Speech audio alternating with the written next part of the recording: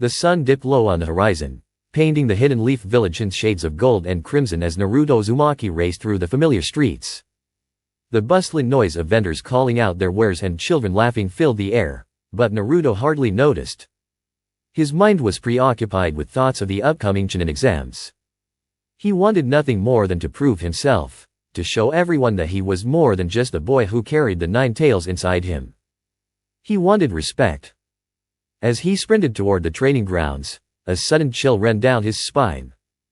It wasn't the cool breeze of the evening but something darker and unsettling feeling that pulled at the edges of his consciousness. He skidded to a halt, glancing around to see if anything was amiss. The world seemed normal, yet a whisper of destiny tickled the back of his mind. Compelled by an instinct he couldn't quite understand, he veered away from the main path, heading toward the forest of death. The dense trees loomed like ancient guardians, their thick trunks standing watch over the secrets hidden within. As he ventured deeper, the light dimmed, and the sounds of the village faded into a distant murmur. The air was thick with anticipation, as if the forest itself was alive with energy. Naruto's heart raced. He felt an irresistible pull guiding him forward. After what felt like an eternity of weaving through the trees, he stumbled upon a clearing illuminated by an ethereal light. In the center of the glade lay a massive stone pedestal, its surface covered in intricate carvings that glowed with an otherworldly luminescence. Atop the pedestal rested 6 shimmering stones, each one pulsating with a unique color and energy, one gleaming blue, another red, a golden one, a green stone, a purple gem, and a vibrant orange. "What are these?" he whispered, awestruck by their beauty and power. Each stone radiated a sense of ancient wisdom, and he felt a strange connection to them, as if they were calling out to him. Before he could approach, a vision surged through his mind, an overwhelming torrent of memories that were not his own. A towering figure appeared before him, Thanos, the Mad Titan, whose name echoed throughout the cosmos. He saw flashes of battles fought across galaxies, the snapping of fingers that altered the fabric of reality itself, and the heart-wrenching sacrifice that came with wielding such power. Naruto gasped as the memories cascaded over him, igniting his curiosity and fear in equal measure. "Only one who is worthy may wield the Infinity Stones," the voice of Thanos resonated in his mind, deep and commanding. "To control their power, one must understand the balance of the universe." Naruto felt a rush of determination surge within him. The thought of wielding such unimaginable power filled him with excitement. But could he really grasp what it meant?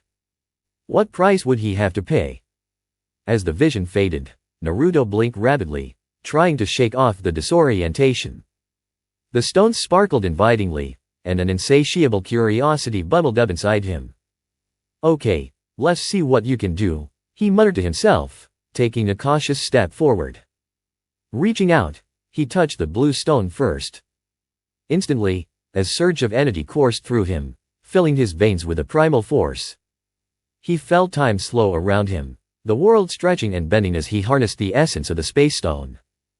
A grin split his face as he tested his newfound ability, teleporting a few meters away in an instant, the thrill of power rushing through him like never before. "This is amazing," he exclaimed, exhilaration bubbling in his chest. But as the excitement wore off, he felt the weight of the responsibility that came with such gifts. What would happen if he misused them?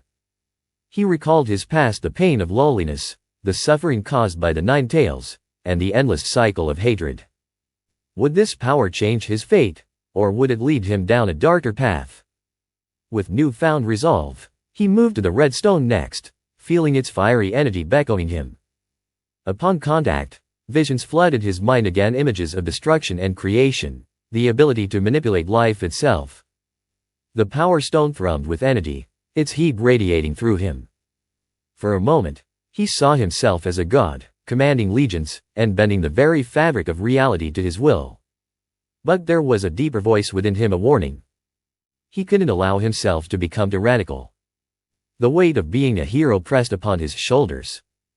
If he chose this path, he needed to remain true to himself, to ensure that he used this power to protect rather than conquer.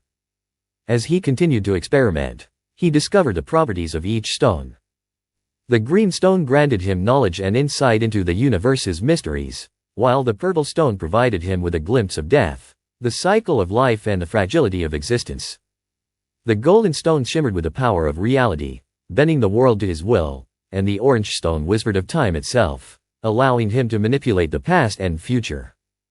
Naruto's heart raced as he understood the immense potential of the Infinity Stones. He could achieve his dreams, true peace for the shinobi world and respect from everyone who had ever doubted him. He envisioned a future where he was not just a Nine-Tails vessel but a force for good, a protector of all that he held dear. Yet, doubt lingered in the corners of his mind. What if he lost control? What if he became a monster like the stories he had heard? The memories of Thanos loomed over him, a reminder of the fine line he would walk. With each stone he touched, he felt the echo of that dark legacy. Determined not to succumb to darkness, Naruto stood tall in a clearing, a fire igniting in his chest. "I won't let you control me," he declared to the stones, his voice echoing against the ancient trees. "I'll use your power to protect my friends, to change the world for the better." With a newfound sense of purpose, he began to devise a plan. He envisioned a way to harness the stone's powers while keeping his true self intact. He would seek out the knowledge and wisdom to guide him, to ensure that he wielded this cosmic power responsibly. The first step was to understand the stones and their limits. "Maybe I should talk to Jiraiya," he thought aloud, his mind racing with possibilities. "He's always got some crazy stories that might help." The path ahead was uncertain, but the thrill of adventure coursed through him. He knew he had to move quickly before others sensed the power he had uncovered. The hidden knowledge of the Infinity Stones had to remain a secret, at least for now. As Naruto made his way back through the forest of death, his mind raced with ideas of how to train, how to grow stronger. He could no longer be the boy who was always overlooked. He would prove to everyone, even himself, that he could become the hero he longed to be. The sun began to set, casting long shadows through the trees. He could feel the warmth of the stones still radiating in his hands, a reminder of the immense power he now possessed. With each step, Naruto felt the weight of his goals. He would gather allies, strengthen his skills, and ensure that he was ready for whatever challenges lay ahead. He would strive for respect, not through fear or tyranny but through unity and strength. His first destination was clear. He would seek out Jiraiya, his mentor, and perhaps one day, even the legendary Sunin himself could help him understand the nature of his powers. Naruto grinned, his heart swelling with determination. "Just you wait, everyone. I'm coming back stronger than ever." As he exited the forest, the last rays of sunlight kissed the village, casting a golden hue over Konoha. He felt ready to face whatever lay ahead. The power of the Infinity Stones coursed through him, intertwining with his very essence, and he vowed to use it for good. The road to his new destiny was just beginning, and Naruto Uzumaki would not back down. He would forge his path, carrying the burden of the stones and the dreams of the village upon his shoulders. With each challenge, he would grow stronger, not just for himself but for the world he wished to protect. He had the power of a god now, and with it, he would create a future where he could finally be seen for who he truly was, a hero. The next few days were a blur of excitement and uncertainty as Naruto returned to the training grounds, fueled by an insatiable urge to master the powers he had stumbled upon. Each morning, he would rise before the sun, the anticipation of discovery propelling him forward. With the Infinity Stones secured in a hidden compartment of his home, he felt a sense of urgency to understand their potential.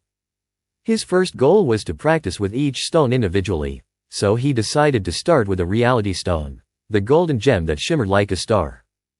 The moment he held it in his hand, the world around him seemed to warp and bend, reality itself becoming malleable in his grasp.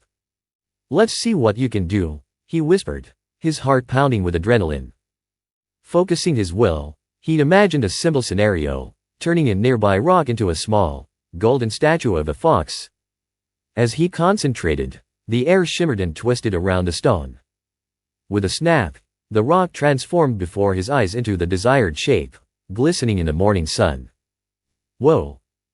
I did it!" he exclaimed, astonished by the ease of his manipulation. The rush of power surged through him, and he grinned wide, already imagining the practical applications, creating food, weapons, anything he desired.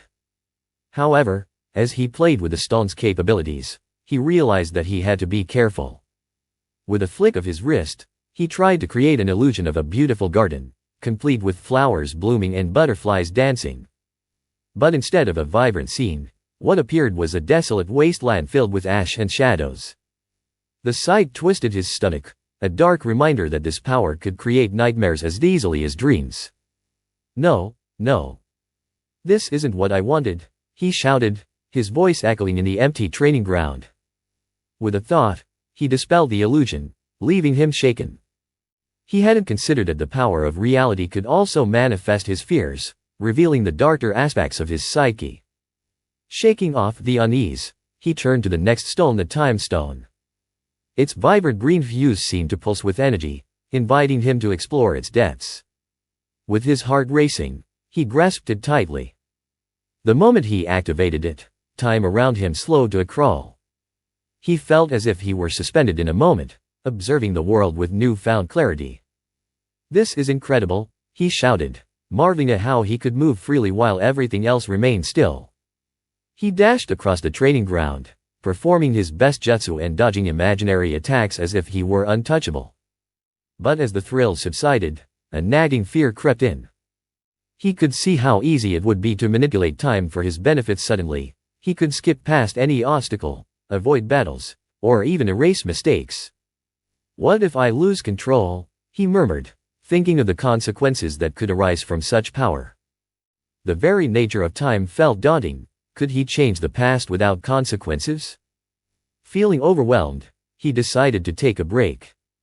He needed to process what he had experienced. Sitting against a tree, he stared up at the sky, clouds drifting lazily above. A sense of longing filled him. He wanted to be strong, to protect everyone he cared about, but at what cost? The enormity of the powers at his fingertips made him feel small and insignificant. As the days passed, Naruto continued to train with the stones, but the excitement began to mingle with anxiety. Each time he unlocked a new ability, he couldn't shake the feeling that he was flirting with disaster. He had experienced firsthand the beauty of creation and the horror of destruction, and the lines between them blurred in a way that left him unsettled. He began to notice how his emotions affected the stones. One evening, in a moment of frustration, he activated the Power Stone, letting rage drive him. In an instant, the training ground erupted with a shockwave of energy, sending debris flying in every direction. When the dust settled, he stood amid the ruins of his own training space, heart racing with the realization of what he had done. Why am I so reckless? He scolded himself, his hands trembling as he surveyed the chaos. I have to be better than this. He felt the weight of responsibility settling on his shoulders. He wasn't just playing with powers that could enhance his abilities, he was wielding forces that could reshape existence itself. The more he'd experimented, the more he felt the duality of his gifts. They were a means to an end, a tool for protection and peace, yet they could also become a weapon of destruction. He'd thought about all the pain he had endured, the fear he had faced. If he didn't master these abilities, he risked becoming a monster. Naruto's heart ached with the thought of losing himself, of becoming like the figures he had once feared. Memories of his past, the loneliness, the discrimination, the pain of being seen as a demon flooded back. He didn't want to be an object of fear. He wanted respect, and more importantly, he wanted to forge bonds with his friends, not to drive them away. In those quiet moments, doubt gnawed at him. What if he failed to control the stones? What if, in his pursuit of peace, he inadvertently brought about chaos? He pondered the consequences of revealing such power to others. Would they embrace him or fear him? Would his friends still stand by his side if they knew he possessed the power to reshape reality? He felt like a storm was brewing inside him, an urge to prove himself clashing with a deep-seated fear of what he could become. As he lay awake at night, staring at the ceiling of his small apartment, he resolved that he needed to keep the Infinity Stones a secret, at least until he could understand their limits fully. The sun rose on a new day, casting warm light across the village as Naruto stood on the roof of his home, gazing out at Konoha. He took a deep breath, the fresh air filling his lungs and calming the turmoil within him. He had made his decision, Keeping the Infinity Stones hidden was the only way forward. I can't let anyone know, he murmured to himself. Not until I know how to control this power. With a determined nod, he felt a sense of clarity wash over him. He would continue to train in secret, pushing himself to understand each stone and its implications. He needed to harness their abilities without letting the fear of failure consume him. He would become stronger, not just for himself, but for everyone who believed in him. As he turned to head back inside, a sudden thought struck him. What if he could seek guidance without revealing everything?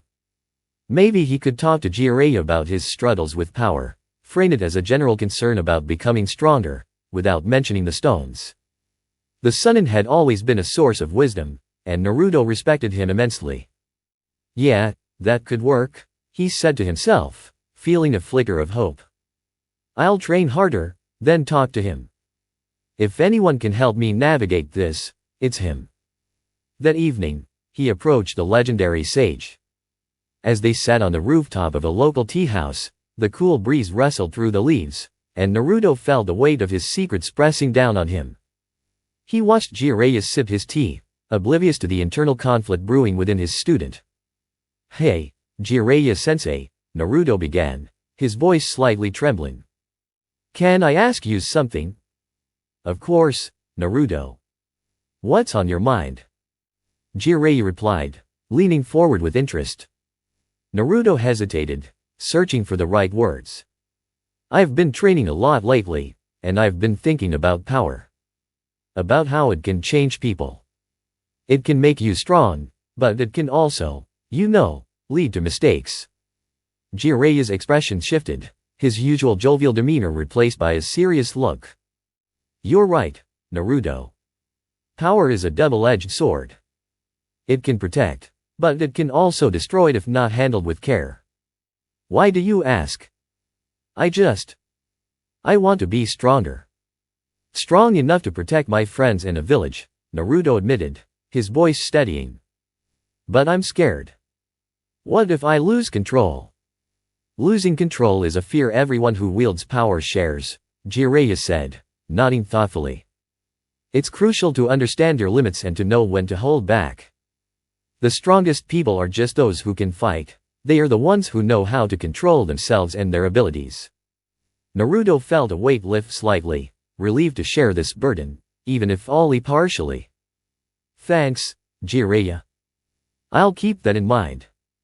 As the conversation drifted to lighter topics, Naruto felt reassured. He could navigate this path without bearing the full weight of his secret just yet. He resolved to train harder, seek knowledge, and slowly work on controlling the power of the Infinity Stones while keeping them hidden from the world. That night, as he lay in bed, Naruto looked up at the stars, thinking about the future he wanted to create. He knew it wouldn't be easy, but he had the determination to make a difference. The power within him was vast and untapped, but he would wield it wisely, ensuring that his journey would lead him toward the peace he longed for. He smiled to himself, feeling the warmth of hope swell in his chest. With each day that passed, he would grow stronger, more in control. The journey ahead was daunting, but Naruto Uzumaki had faced far worse. He had overcome his past, and now, he would rise to meet his future, one filled with the promise of greatness and the weight of responsibility. With a final sigh of resolve, he closed his eyes, embracing the dreams of what was yet to come. Tomorrow would bring new challenges, and he would be ready.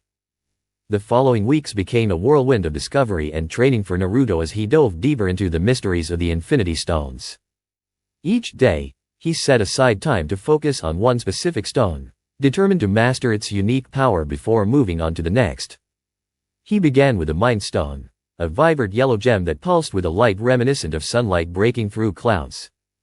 As he held it in his palm, a wave of warmth spread through him, igniting a connection to his own thoughts. The moment he activated it, he felt his consciousness expand, reaching out to touch the minds of the animals surrounding him. Let's see what you can do, he whispered, focusing intently. The stone glimmered, and suddenly, he found himself in a shared consciousness with a nearby fox. He could sense its instincts, feel its fears, and understand its desires. It was as if he had become part of its world, viewing life through its eyes. This ability, however, came with its own challenges. As he probed deeper into the minds of other creatures, he felt overwhelming sensations that threatened to drown him. The cacophony of thoughts and feelings from multiple beings at once became disorienting. "Stop. Focus, Naruto," he shouted, struggling to maintain control. With effort, he pulled back, releasing the connection. The experience left him breathless, but exhilarated. He had glimpsed a power that could allow him to influence thoughts and emotions, but it reminded him of the responsibility that came with such ability. "I could help people understand each other, or I could manipulate them," he mused, the gravity of the stone's power weighing heavily on him. Next, he turned to the space stone, a deep blue gem that shimmered like the vast night sky. When he activated it, he felt an incredible rush of energy as he discovered the ability to warp space around him. With a flick of his wrist, he opened portals to various locations around Konoha, teleporting himself from one spot to another in the blink of an eye. "Wow! This is amazing," he exclaimed, zipping around the training ground and appearing at the Hulkage monument in an instant. The thrill of movement without limits ignited a sense of freedom within him. But soon, the reality of his actions hit him. He could escape any situation, evade any attack, and even avoid responsibilities. "Is this really what I want?" he pondered aloud, stopping in midair as he hovered above the village. The allure of unchecked freedom began to fade, replaced by the realization that true strength meant facing challenges, not running away from them. With these reflections guiding him, he moved on to the Power Stone, which radiated a deep purple light that vibrated with raw energy. When he unleashed its force, he felt invincible. It amplified his physical strength beyond what he thought possible, allowing him to lift boulders and shatter trees with a mere flick of his hand. "Imagine if I could share this power," he thought, envisioning his friends wielding such strength in battle. But as he experimented, he also felt the danger that came with it, the temptation to overpower others, to force his will upon the world. Naruto took a step back, forcing himself to breathe deeply. The desire for strength should not blind him to the repercussions of using such force without restraint. "No, I won't let this change who I am," he vowed, grounding himself in his resolve. Next, he turned to the Soul Stone, a gem that shimmered with an eerie orange glow. It resonated with an ancient, haunting energy that stirred something deep within him. As he activated it, he felt a connection to the very essence of life. He could sense the souls around him, feel their joys and sorrows, and even tap into their latent energy. In a moment of experimentation, he summoned the spirit of a fallen ninja from Konoha's past, a ghostly apparition appearing before him. "You seek knowledge, young one," the spirit said, its voice echoing through the air. "But know that a soul carries burdens that can't be undone." Naruto listened intently, realizing that the power to manipulate souls was fraught with ethical dilemmas. He could bring back the wisdom of the past, but at what cost? Would he be disturbing the peace of those who had moved on? The thought made him shudder, and he quickly dispelled the conjured spirit, grateful for the lesson. Finally, he turned to the Reality Stone, which had become a familiar companion. Through its ability to bend reality itself, he learned to create elaborate illusions and alternate scenarios. He crafted an illusion of a peaceful Konoha, one where everyone lived in harmony, but he quickly learned that maintaining such a facade took effort and focus. The darker aspects of this stone lingered in his mind. He could create beautiful dreams, but also devastating nightmares. "What's the point of a perfect world if it's not real?" he mused, feeling the weight of his decisions settle over him. Lastly, he focused on the Time Stone, a gem that still held a mysterious allure. He had practiced manipulating time, learning to slow it down or speed it up, but he had not yet explored its deeper implications. This time, he sought to understand not just the mechanics, but the philosophy of time itself. As he held the stone and closed his eyes, he envisioned all the moments he had experienced, the struggles, the joys, the heartbreaks. With a deep breath, he activated the stone, feeling his surge of energy as he reached into the fabric of time. Suddenly, he was confronted with visions of his past, moments that had defined him, his lowly childhood, his struggles to gain acceptance, and his friendships with Shizuke, Sakura, and the others. Each image was a reminder of why he fought so hard to protect the people he loved. But within those memories, he glimpsed the fragility of time. The decisions he made echoed through the timeline, rippling outward in ways he couldn't predict. "I can't change what's already happened," he whispered, his voice barely audible. "But I can choose how I move forward." As he returned to the present, the enormity of his powers settled in his heart. He realized that while he could wield these stones to create, control, and even alter reality, he must be cautious in every action he took. Each choice held weight, and he could not act recklessly without consequences. In the weeks that followed, Naruto noticed an inexplicable presence growing stronger within him, a voice that often echoed his thoughts. It was familiar, yet distant, like a whisper on the edge of his consciousness. He began to suspect it was Thanos' lingering consciousness, guiding him through his training. At first, Naruto was hesitant to accept this voice. Thanos had been a villain, a conqueror who sought to impose his will upon the universe. But as he trained, he found that the remnants of Thanos' thoughts offered insights into the powers of the Infinity Stones. "Focus, Naruto.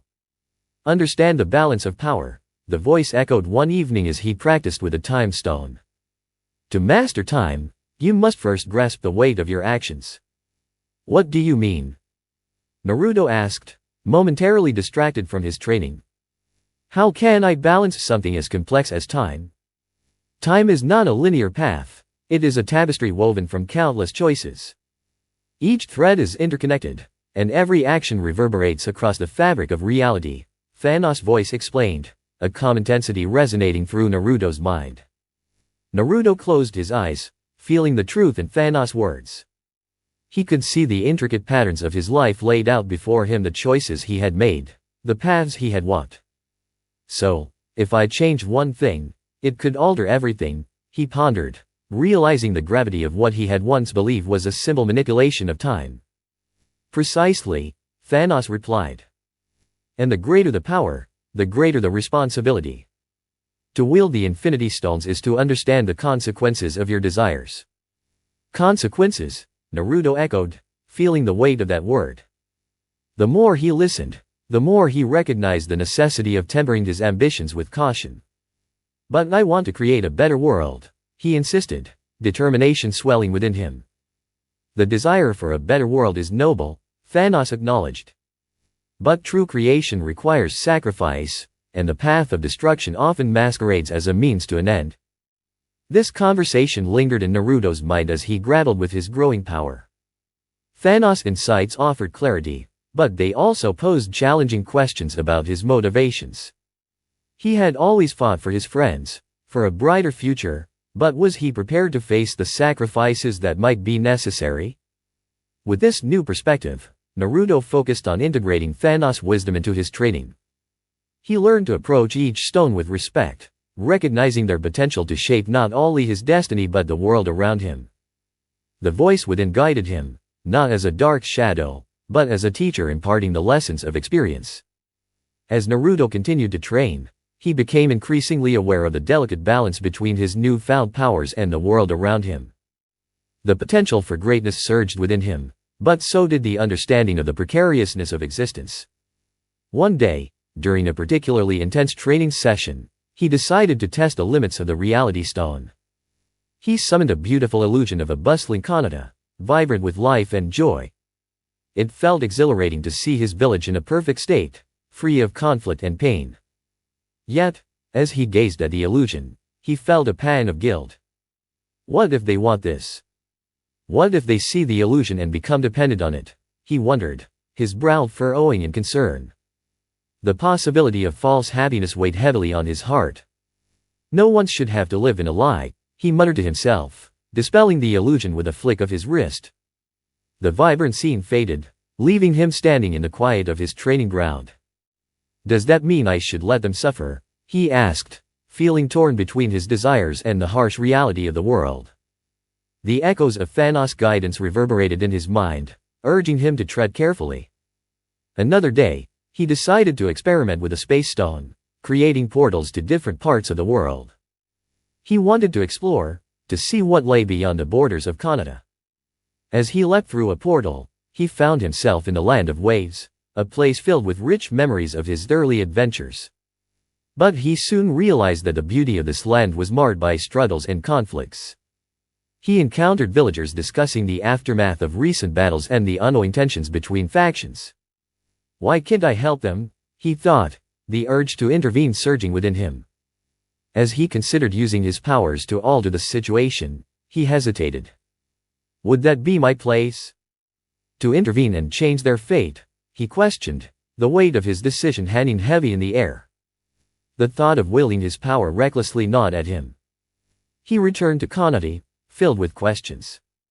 Was it right to impose his will on others, even if it was for their own good? Or was he just a kid with godlike powers, playing with forces he couldn't fully comprehend? The complexity of his newfound abilities began to feel like a double-edged sword.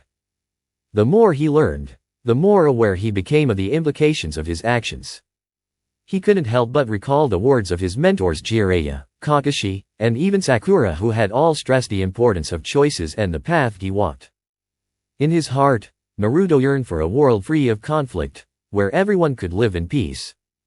But he understood that the journey to achieve such a reality would be fraught with difficult choices. The realization settled like a heavy cloak on his shoulders, pushing him to dig deeper into his resolve. Determined to navigate the murky waters of his powers, he made a decision. I won't reveal what I can do until I understand it fully, he declared to himself, a fire igniting within him. I'll keep my powers as secret until I can control them and use them for the greater good. This commitment sparked a new chapter in his journey. He would continue to train, learn, and explore, but he would do so in silence.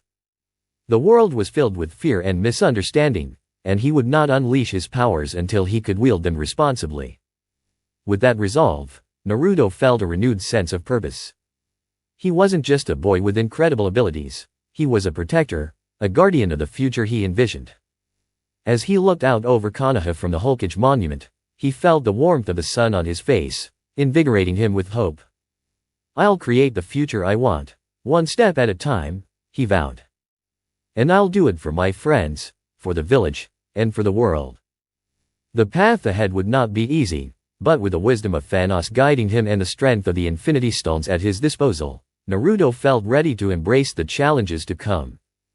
The journey was just beginning, and he would rise to meet it with unwavering determination. The tranquility of Konoha was shattered one crisp morning when a dark cloud of chaos swept through the village. Rumors spread like wildfire. An enemy force from the Land of Sound, comprised of rogue ninjas and mercenaries, was approaching. They had banded together under the banner of rebellion, seeking to test the strength of the hidden villages and carve a name for themselves in the shadows. Naruto could feel the tension in the air as the village prepared for the impending attack. He watched from a distance as ninjas began to mobilize, strategizing, and setting up defenses.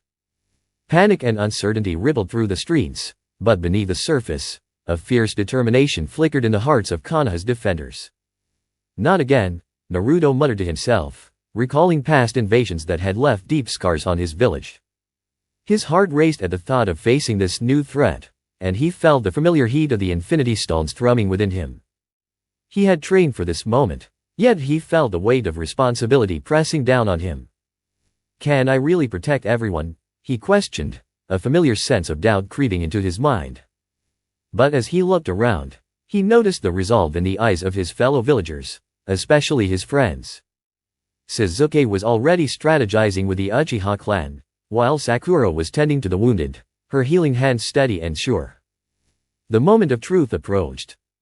He couldn't sit back any longer, he had to take action. As the enemy's forces descended upon the village, Naruto stood at the forefront, his heart pounding with a mixture of fear and determination. He summoned the Power Stone, feeling its raw energy coursing through him like a tidal wave. He concentrated, allowing the stone's strength to amplify his own.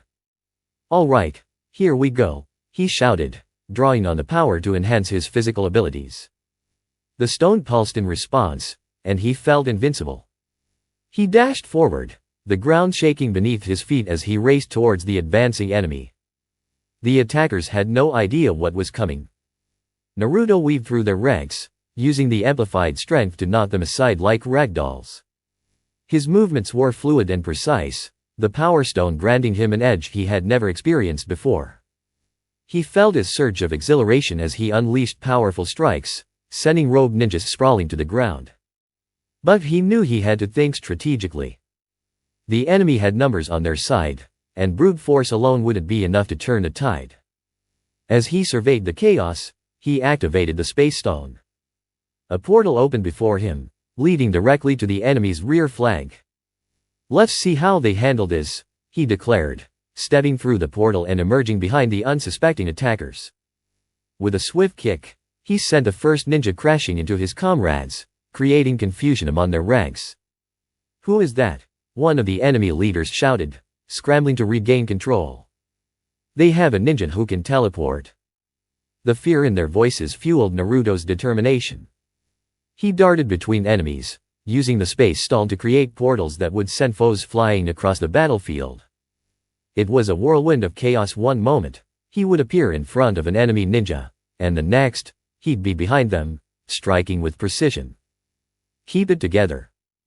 We can let him get to the another enemy," commander barked before Naruto silenced him with a powerful punch, enhanced by the Power Stone. The force of the blows sent the man crashing to the ground, and Naruto felt a surge of satisfaction at the sight. As he continued to fight, he could see the tide of battle shifting in Konoha's favor. The villagers rallied behind him, inspired by his display of strength and courage. Naruto's heart swelled with pride, the exhilaration of battle coursing through him. "Come on, everyone. We can win this," he shouted, his voice ringing out over the chaos. But just as he began to feel a sense of control, a flicker of doubt crossed his mind. The power he wielded was immense, and he was still grappling with the implications of using it. "What if I go too far? What if I hurt someone?" he thought, the anxiety creeping back in. In that moment of hesitation, a large figure emerged from the shadows, one of the enemy's strongest warriors, a towering man clad in dark armor, wielding a massive sword that gleamed ominously in the sunlight. He charged at Naruto with a fierce roar, ready to crush him where he stood.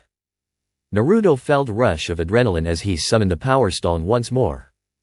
"You won't take me down that easily," he yelled, channeling the stone's energy into a devastating strike. He met the man head-on, the clash of their powers sending shockwaves through the battlefield.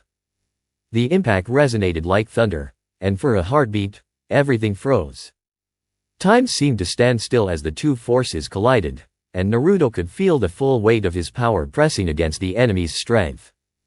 The ground beneath them cracked, and a shockwave erupted from the point of contact, throwing ninjas from both sides on their feet.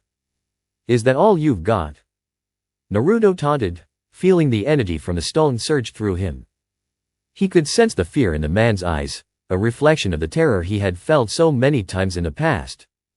With a final surge of strength, Naruto pushed forward, sending the enemy warrior crashing to the ground. The battlefield erupted into chaos as Naruto's display of power shifted the momentum of the fight. The remaining attackers faltered, their confidence shaken. One by one, they began to retreat, fleeing from the battlefield as the Konoha ninjas rallied behind their newfound hero. A taste of recognition.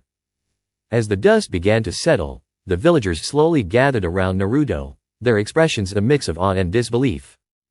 He stood amidst the wreckage, breathing heavily, adrenaline still coursing through his veins. This was the moment he had longed for, a moment of recognition. "Did you see that?" someone shouted, their voice filled with excitement. "He took down their commander like it was nothing." Naruto turned to face the villagers, his heart racing.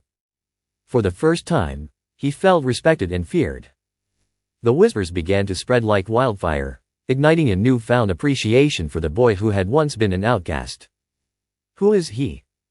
He fought like a beast," another villager exclaimed, pointing in his direction. Yet, within that exhilaration, Naruto felt a twinge of discomfort. The cheers of the villagers echoed in his mind, but so did the haunting realization of what this recognition might mean. "Am I becoming what I've always wanted?" he thought, "or am I losing sight of who I am?"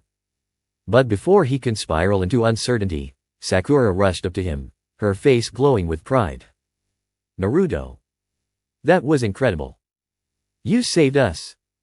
Kazekage joined her, his expression a mixture of admiration and intrigue.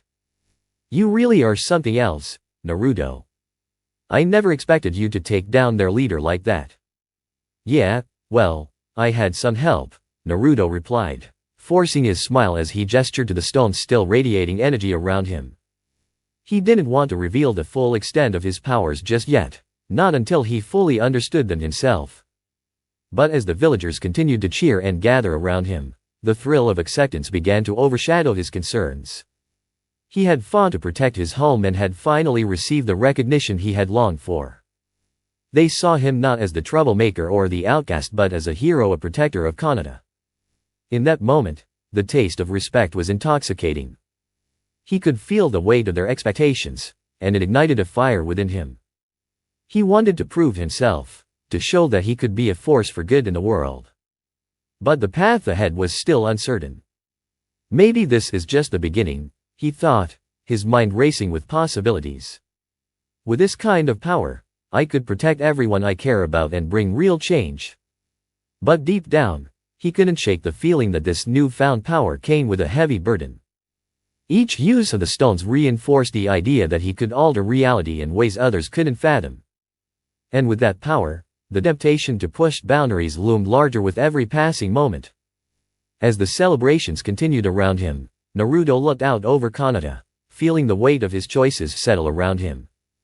This is just the start, he promised himself.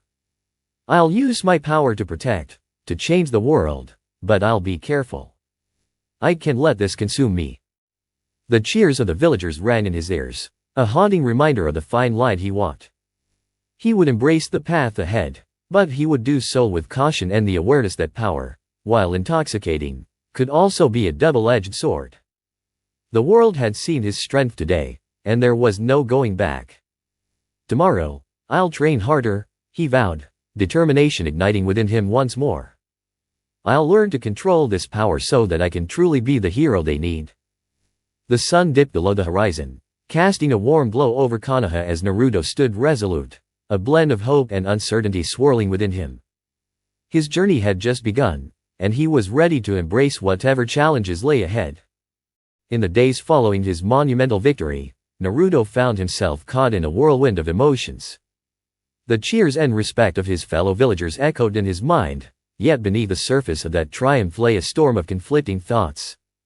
As he trained in solitude, he felt the infinity stones pulsating with power at his fingertips. Each stone represented an aspect of existence: reality, space, time, power, mind, and soul.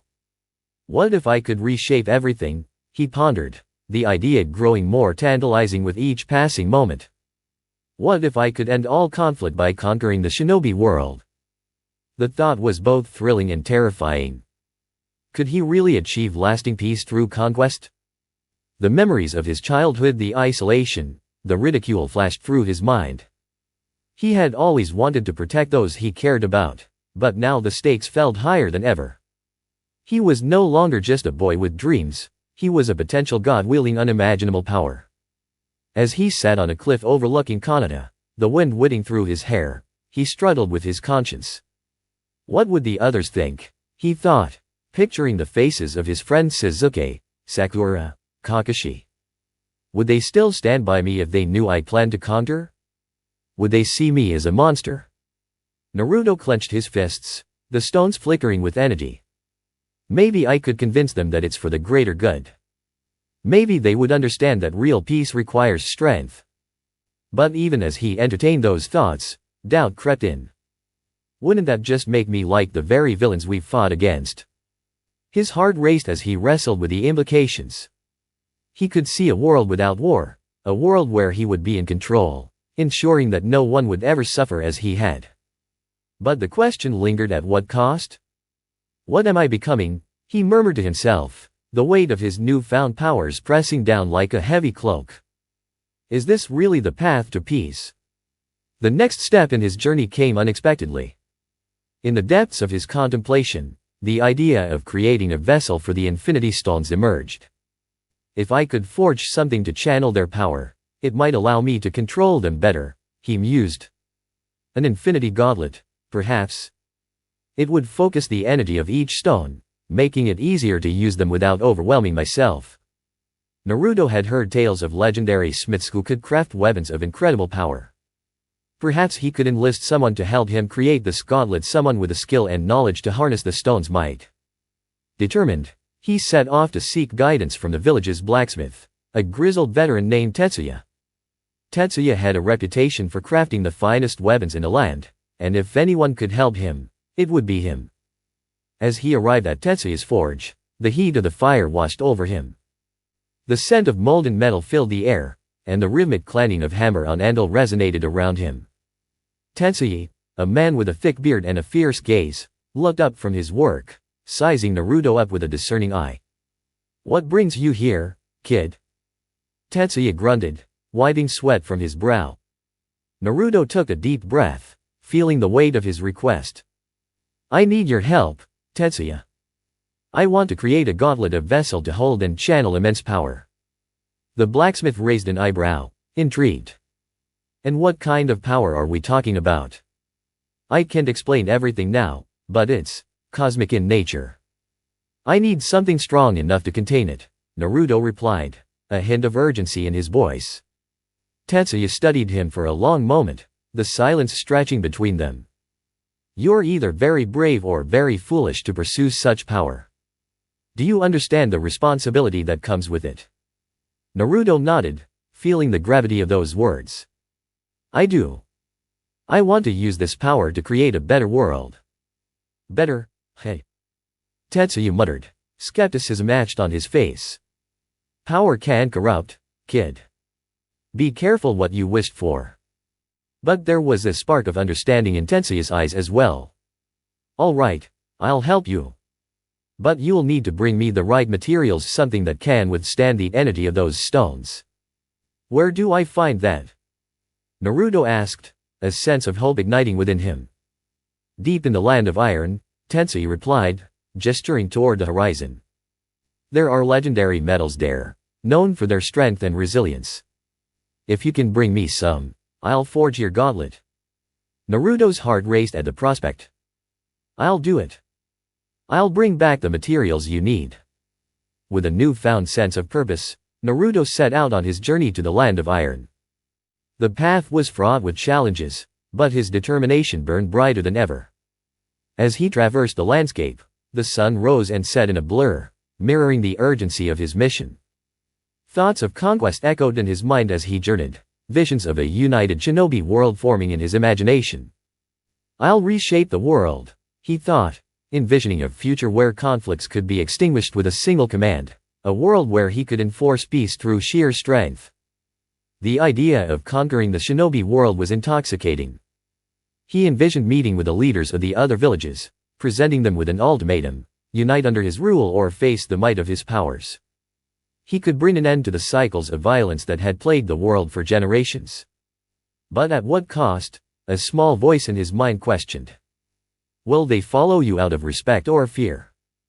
And if they fear you, how long until they rise against you? He shook his head, dispelling the doubts. I'll show them that I can protect them, that I can be a true leader. I'll be the Hokage that they need, one with the strength to ensure peace. Upon reaching the land of iron, Naruto sought the legendary metals that Tetsuya had described. He climbed mountains and navigated treacherous terrain, all the while feeling the weight of the infinity stones within him. They pulsed with energy, a reminder of the power he was striving to control. Days turned into weeks as he gathered the necessary materials, forging connections with the local clans and proving his worth in battle against their fiercest warriors. Each encounter sharpened his skills, teaching him the importance of strategy and diplomacy, even as he harbored dreams of conquest. Finally, with the materials secured, Naruto returned to Konoha, his heart pounding with anticipation. As he entered Tetsuya's forge, he laid the legendary metals before the blacksmith. I have what you need, he declared, his voice filled with determination. Tetsuya's eyes widened, a mix of surprise and respect shining through. You actually did it, huh? Impressive. With the materials in hand, Tetsuya set to work, and Naruto watched in awe as the blacksmith crafted the gauntlet before his eyes. Each strike of the hammer resonated with purpose, the air thick with anticipation. As the gauntlet took shape, Naruto felt a connection to it, a bond that transcended the physical. This would be the vessel that allowed him to wield the power of the Infinity Stones without losing himself to it. It would serve as a reminder of his goal, to reshape the world as he saw fit. "Are you ready for this?" Tetsuya asked, his voice steady as he finished the final touches. "I am," Naruto replied, a fierce determination burning in his eyes. This gauntlet will be the key to a new era. As the gauntlet shimmered in the forge's light, he slipped it onto his hand, feeling the weight of the stone settle comfortably against his palm. Power surged through him, and for the first time, he felt truly complete. He could sense the potential that lay ahead, the paths he could take, and the choices he had to make. With the gauntlet firmly in place, he raised his hand, a smile breaking across his face. "This is just the beginning," he declared, the realization settling in that he had taken a significant step toward his destiny. "Now, I need to strategize," he thought, excitement bubbling within him. He would begin to lay the groundwork for his vision, gathering allies and resources while keeping his ultimate goals close to his chest. The world would be his canvas, and he would paint it with the colors of peace, even if that meant conquering those who stood in his way. "Let's get to work," he said, determination coursing through him. He was no longer just Naruto Uzumaki, he was becoming a force to be reckoned with, and he would shape the future in his image, one step at a time. The path to conquest awaited him, and he was ready to embrace it. With the gauntlet securely on his hand, Naruto felt an exhilarating rush of power coursing through him, filling him with confidence. He had returned to Konoha not just as a prodigious ninja but as a harbinger of change. The world he envisioned demanded audacity, and he was determined to reveal his intentions to those he once called allies. As he walked through the familiar streets of Konoha, he could sense the shift in how people viewed him. Whispers trailed behind him, a mixture of awe and apprehension. He had proven himself against the rogue group, but the real test would come with his declaration. Naruto gathered his former teammates Sasuke, Sakura, and Kakashi along with the Hokage, Tsunade, in a grand meeting hall. The atmosphere was tense as he stood before them, feeling the weight of their gazes. This was the moment that would define his path. "I appreciate you all coming here," Naruto began, his voice steady yet charged with intensity. "I have discovered something extraordinary, power beyond anything we've ever known. And with it, I plan to unify the shinobi world." Tsunade frowned, her arms crossed over her chest. "Unify? Naruto, that sounds more like a conquest than a partnership. What do you mean by unifying?" "I mean creating a world where there's no more war, no more suffering," Naruto replied, the conviction in his voice rising. "I've seen what unchecked power can do, and I want to use this to bring order, to eliminate the conflicts that divide us." Sasuke leaned forward, skepticism etched on his face. "And how do you intend to accomplish that? With fear? By forcing others to follow your will?" Naruto felt a pang of frustration but pressed on. "It doesn't have to be fear. It can be respect. When I show them what I can do, when I demonstrate that I can protect them, maybe they'll choose to join me willingly. Or they could band together against you," Sakura countered, concern flashing in her eyes. "Power can corrupt, Naruto. You're talking about wielding forces that could easily spiral out of control." Kakashi, always the mediator, observed quietly, weighing his words carefully. "Naruto, I understand your desire for peace. But absolute power comes with absolute responsibility. If you are not careful, you could become what we've fought against." The tension in the room crackled like static electricity. Naruto felt his vision slipping, the idealism he had clung to wavering in the face of their fears. "You don't understand. I have the means to create a better future. Don't you see? This is our chance." "Your chance," Tsunade said firmly, "not ours. You can't just decide what's best for everyone else. The shinobi world isn't a game, Naruto. People will die if you go down this path." His heart raced, frustration bubbling over. "So you would rather see more people suffer than take a risk?" I'm trying to change things for the better. I know you want to help, Kakashi said, his tone soothing yet serious. But you must think about the consequences of your actions. If you pursue this path, it may lead to destruction instead of the peace you desire. With each argument, Naruto felt the walls closing in around him. Their resistance ignited a fire within him, and anger began to cloud his judgment.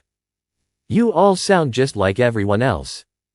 Too afraid to embrace change, too afraid to trust in my vision. Tsunade's eyes hardened. What you're talking about is not unity, it's tyranny. And I will not stand by while you wield such power recklessly. As Hokage, it's my duty to protect this village from threats, including you if it comes to that. Naruto's fists clenched at his sides, the gauntlet glowing ominously as energy surged through him. You don't have to see it that way. I could make everyone stronger, protect them, and end this cycle of hatred. Sasuke rose, his voice cold and resolute. You think you're the only one who's suffered? I know darkness, too, and I chose a different path. You can't just impose your will on others. Is that what this is about? Naruto snapped. You think I want to be a dictator? I'm trying to be a leader, someone who can actually make a difference. The arguments flew back and forth, rising in intensity as the realization set in that Naruto's friends would not support him. They feared what he could become, the very monster he had fought against for so long. As tensions escalated, Naruto could feel the energy from the Infinity Stones amplifying his emotions. The room grew heavy with the weight of his frustrations, the stones thrumming with potential violence. He could feel the raw power at his fingertips, ready to be unleashed. I don't need your approval, he shouted, the air around him crackling with energy. I'm going to create the future I want, with or without you. Kakashi stepped forward, concern etched on his face. Naruto, listen to yourself. You're losing sight of who you are. You don't have to carry this burden alone. We can work together. No. Naruto screamed, the gauntlet flaring brightly as he fought to rein in his anger. You don't get to dictate my choices. I'm not asking for permission. With that, the room erupted. The air shimmered with chakra, and Naruto felt an instinctual pull toward the power of the stones. He could unleash their might in a display that would make them understand, show them that he was not to be trifled with. Sasuke lunged forward, his Sharingan activated. You're making a mistake, Naruto? Am I? Naruto shouted back, channeling energy from the stones. The space around him began to warp as he focused on a space stone, preparing to teleport and create a rift that would force them to see things his way. But in that moment of chaos, he heard a voiced Thanos' lingering consciousness echoing within him. Power is nothing without control. Use it wisely, or it will consume you. That voice grounded him, and the gauntlets glow dimmed slightly as Naruto paused, realizing the precipice upon which he stood. He didn't want to be a tyrant, he wanted to bring about change, to help people. But the looks on their faces were a stark reminder that they wouldn't support him. His closest friends and allies, turned against him by the fear of his power. The confrontation reached a breaking point. The realization settled in Naruto's chest like a weight, a bitter truth he could no longer ignore. Konoha was not ready for his vision, and he could no longer stay in a place where his goals were seen as a threat. Fine, he said, his voice low and resigned. If you can see the potential for a better world, then I'll just have to create it without you.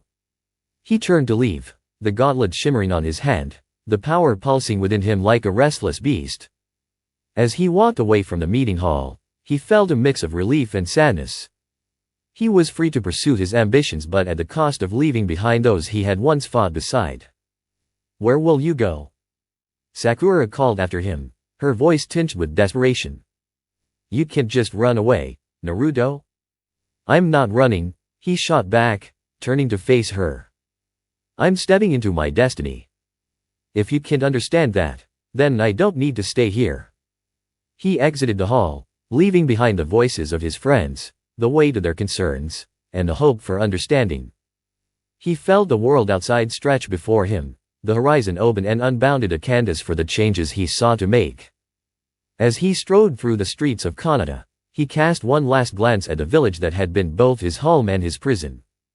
The weight of their doubt lingered in his mind, but he pushed it aside. They would learn to see his vision, they would come to respect his power in time. His path now lay beyond the familiar hills of Konoha. He felt the pull of the world beyond, of other villages and the people who would either resist or embrace his vision. He would gather allies, build a following, and demonstrate his strength until no one could question his intent. With each step away from the village, the gauntlet pulsed with energy, its stones a reminder of the potential he wielded. He would show the world that peace could only come through strength, that his path was the one they needed to follow. I'll make them understand, Naruto vowed to himself, determination igniting within him like a flame. I'll create a world where no one suffers. I'll show them the true meaning of unity, and I won't stop until I do. With that resolve, he set off into the unknown, ready to carve his destiny with the power of the Infinity Stones at his command. The world awaited him, and he was prepared to reshape it as he saw fit. The sun hung low in the sky, casting a golden hue over the landscape as Naruto approached his first target, a small, neutral village known as Yumatu. Its peaceful existence had shielded it from the constant skirmishes between the larger shinobi nations. But now, its calm facade would be shattered by the arrival of a force it could scarcely comprehend. As he neared the village, Naruto felt the familiar thrumming of power from the Infinity Stones, an electrifying sensation coursing through his veins. The Space Stone pulsed on his gauntlet, and he could feel its potential to bend reality itself. He focused, teleporting himself just outside the village gates, landing silently in the shadows of the tall trees that surrounded Yumatu. The village was quaint, with homes built from wood and thatch, smoke rising from chimneys, and children playing in the streets. There was an innocence here that made him pause for a moment, but he quickly shook it off. This was a necessary step, a demonstration of the power he wielded. With a swift flick of his wrist, he used the space stone to warp into the center of the village. The sudden appearance of a figure in the midst of their daily lives caused a wave of panic. The villagers screamed and scattered, and he could feel their fear radiating off them in palpable waves. He stood tall, taking a moment to absorb the chaos he had unleashed. The power of the Infinity Stones throbbed beneath his skin, filling him with a sense of purpose. It was time to deliver his ultimatum.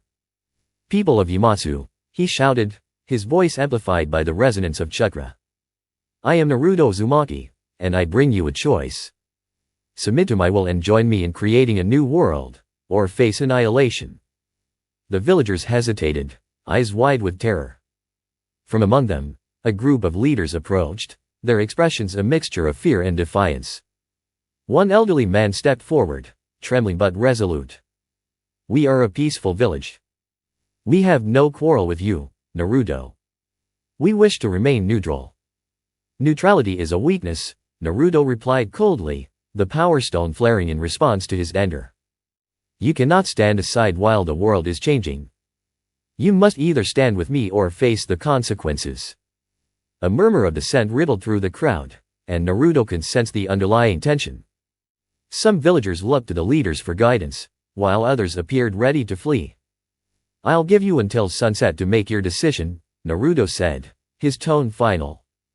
"Remember, your compliance will ensure your survival. Refusal will bring destruction, not just to you, but to your entire village." With that, he activated the Reality Stone, warping the very fabric of the environment around him. A shimmering illusion erupted from his hands, casting a vision of what would happen if they chose to resist. The village was engulfed in flames, buildings crumbling under the might of his power, screams echoing in the air. The villagers watched in horror as their lives flashed before their eyes, the reality of his threat laid bare. As the illusion faded, Naruto stood tall, the gauntlet gleaming ominously. Decide wisely? He left the village in chaos, using the space stone to teleport away, feeling a mix of anticipation and anxiety. Would they comply? Would they see the futility of resistance? As the sun dipped below the horizon, he perched on a nearby hill, observing the village below, waiting for their choice. When twilight fell, the village elders convened, speaking in hurried whispers. Finally, one of them, the elder who had spoken earlier, stepped out from the gathered crowd. We submit to you, Naruto Uzumaki. We will ally with you, for the sake of our people. Naruto's lips curled into a smirk, a surge of triumph filling him. He could feel the energy of the stones aligning with his emotions, a promise of greater power to come. Good choice, he said, his voice low but filled with authority. You'll be rewarded for your loyalty. But just as he thought the matter settled, a group of younger villagers surged forward, led by a fierce-looking woman with long dark hair and a determined glare. We will not submit to you. You're nothing but a tyrant hiding behind power. We would rather die than be your puppets. The villagers hesitated, torn between their leader's decision and the passionate defiance of their peers. Naruto's eyes narrowed, fury rising within him. So be it, he shouted, raising his hand and focusing on the power stone. The air crackled with energy as he unleashed a wave of destructive force, a blast that sent shockwaves through the village. Buildings crumbled under the sheer intensity of his power, and screams filled the night as chaos erupted once more. The defiant woman barely had time to react before Naruto used the reality stone again, creating an illusory representation of their doom, a vision of what would happen if they persisted in their defiance. It enveloped them in darkness, turning their hopes into despair. See what happens when you resist, he demanded, his voice echoing through the chaos. You think your defiance is noble, but it will only lead to your deaths. As the village erupted into panic, Naruto felt a sick satisfaction wash over him. It was a cruel lesson, but one he deemed necessary. To rule, he must demonstrate his power without restraint. As dawn broke over the ruined village, Naruto stood amidst the debris, surveying the aftermath of his demonstration. The survivors, those who had submitted, began to gather around him, their faces the mixture of awe and horror. They had witnessed firsthand the extent of his power, and he could sense their fear mingling with respect. From this day forward, you are part of my coalition, he proclaimed, a new determination igniting within him. You will spread the word of my strength, and your compliance will ensure your safety. Your village will thrive under my rule, and I will protect you from those who dare oppose us. As the villagers nodded, still in shock from the display of power, Naruto felt a rush of exhilaration. His reputation was beginning to spread beyond the confines of Konoha, and the fear he instilled would serve as a warning to others. He could feel it, the whisper of his name trailing on the wind, becoming a legend even as he stood there. Within days, news of Naruto's conquest reached neighboring villages.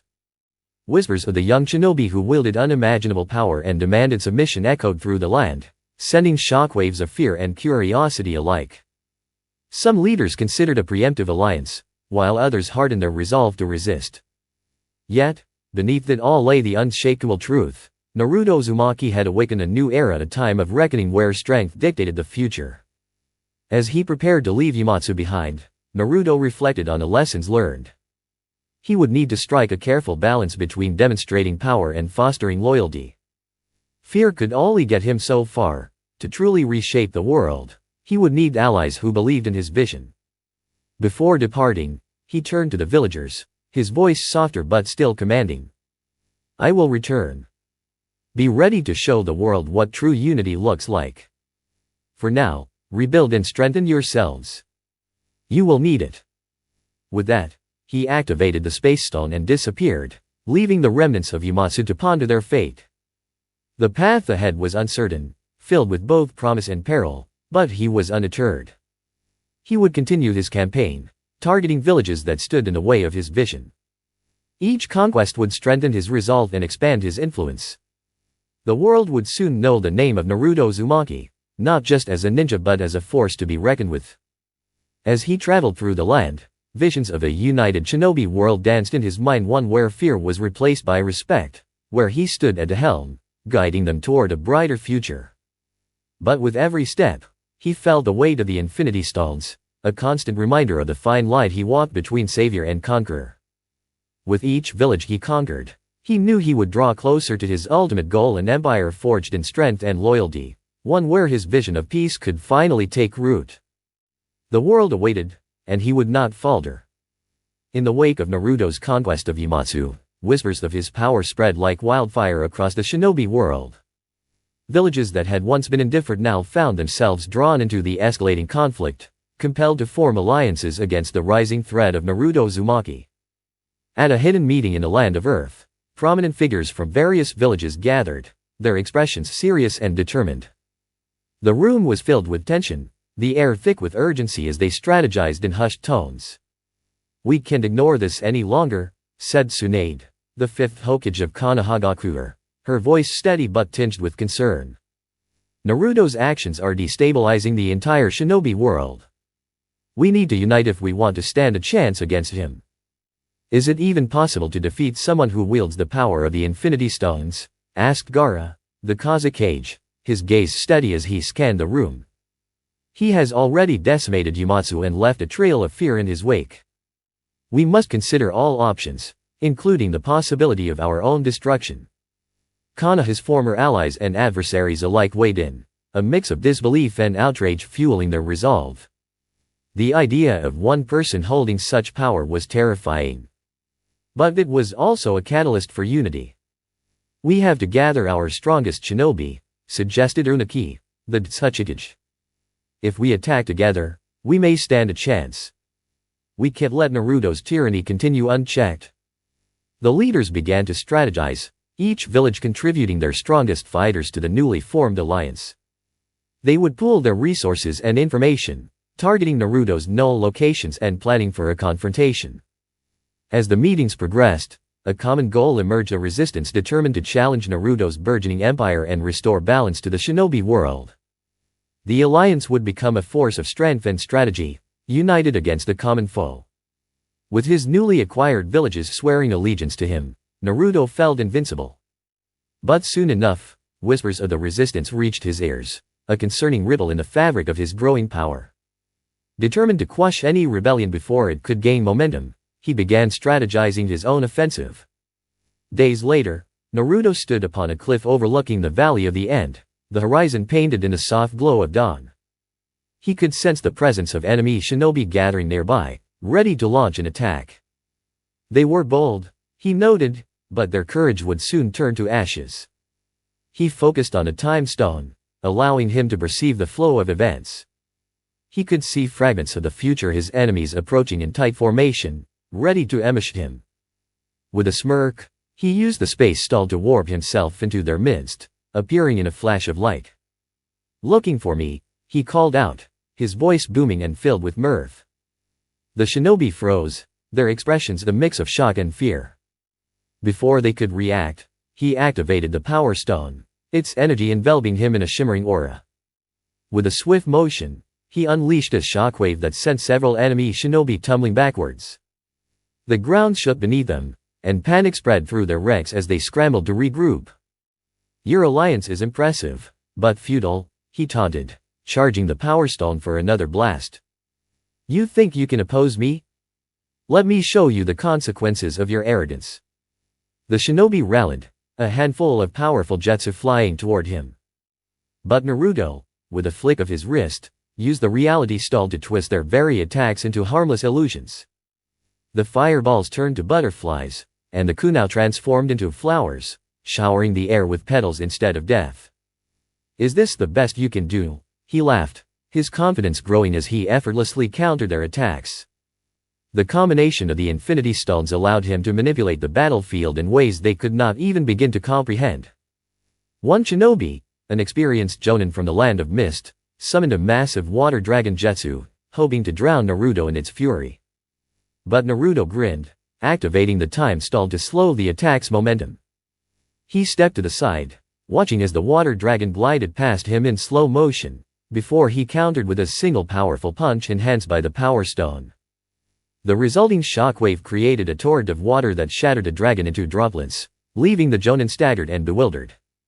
"You're all so predictable," Naruto mocked, surveying the battlefield with a sense of satisfaction. "Let's end this." With a deep breath, he activated the Mind Stone, extending his will into the minds of the gathered shinobi.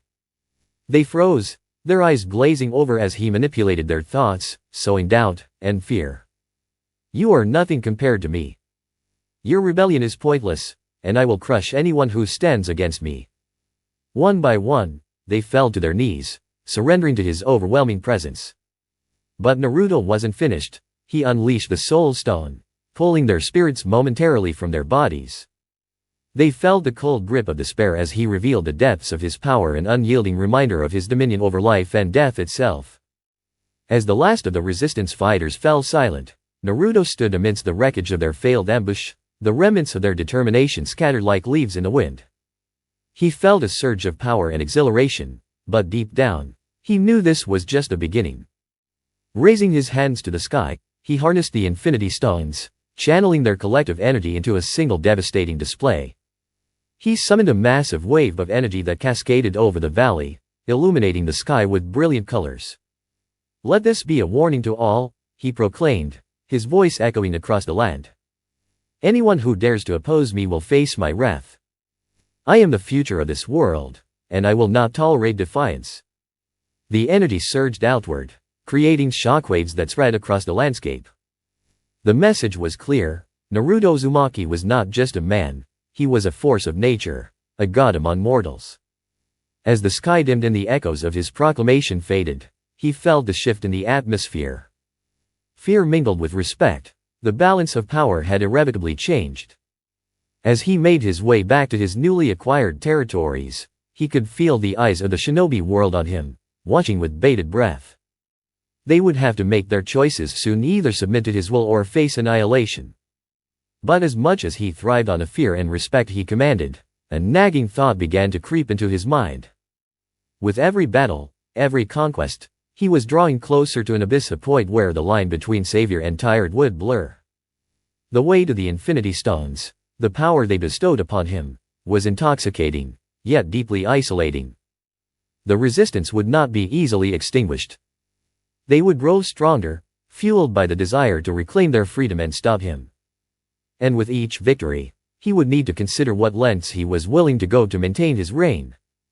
As he returned to Yumatu, now firmly under his control, he knew he would need to prepare for the inevitable retaliation. Allies of the fallen shinobi would rise, and the war for the future of the shinobi world was just beginning. The path of conquest lay before him, but it was fraught with peril.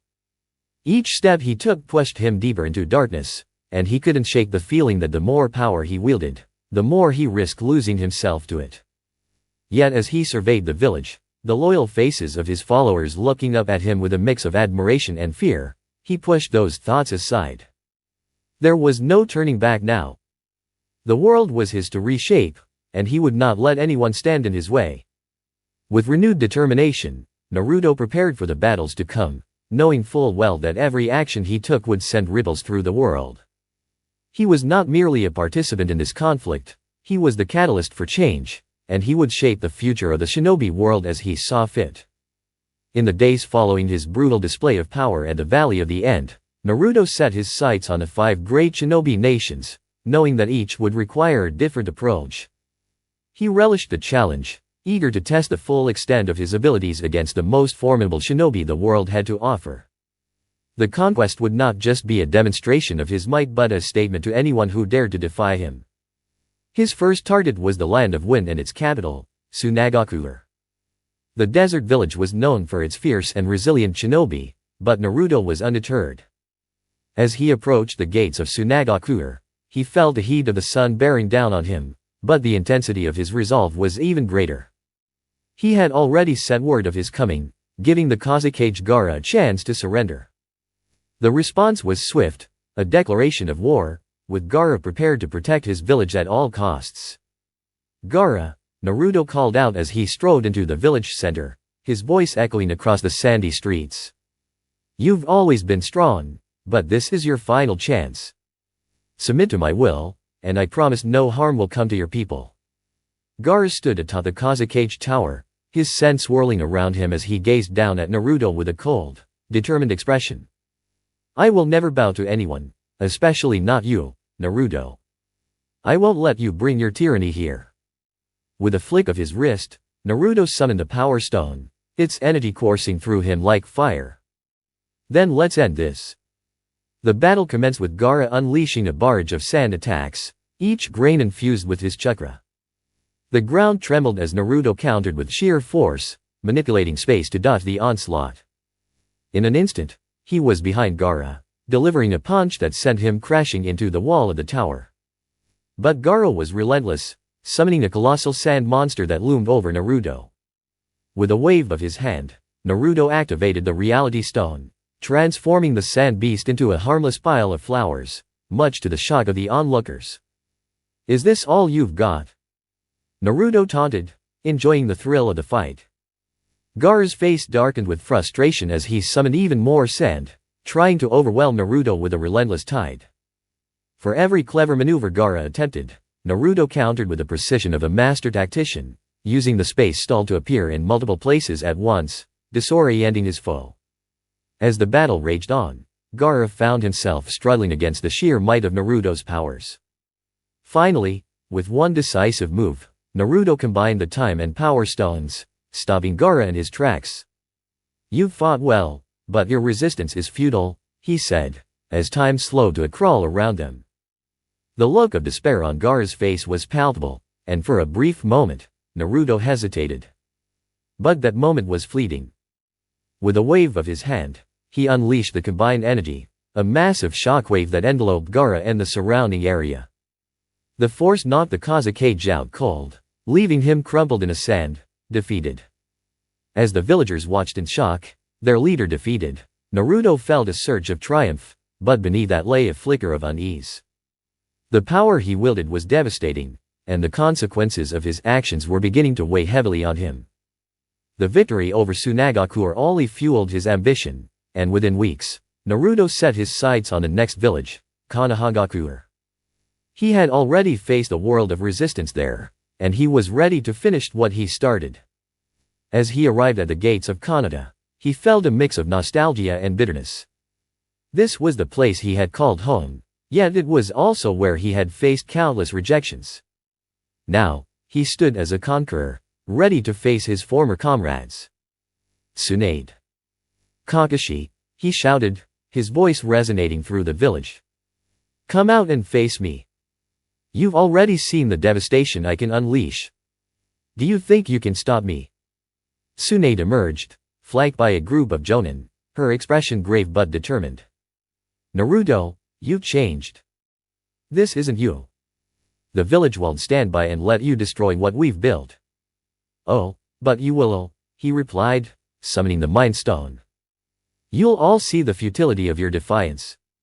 As the battle began, Naruto faced off against his former teammates Kakashi and Sakura leading the charge. They fought valiantly, their hearts heavy with the knowledge of what Naruto had become, but they knew they had to protect their village. Kakashi used his Sharingan to anticipate Naruto's movements, trying to predict his next attack. But Naruto was far beyond anything they had encountered before, using the reality stall to create illusions that disoriented and confused his opponents.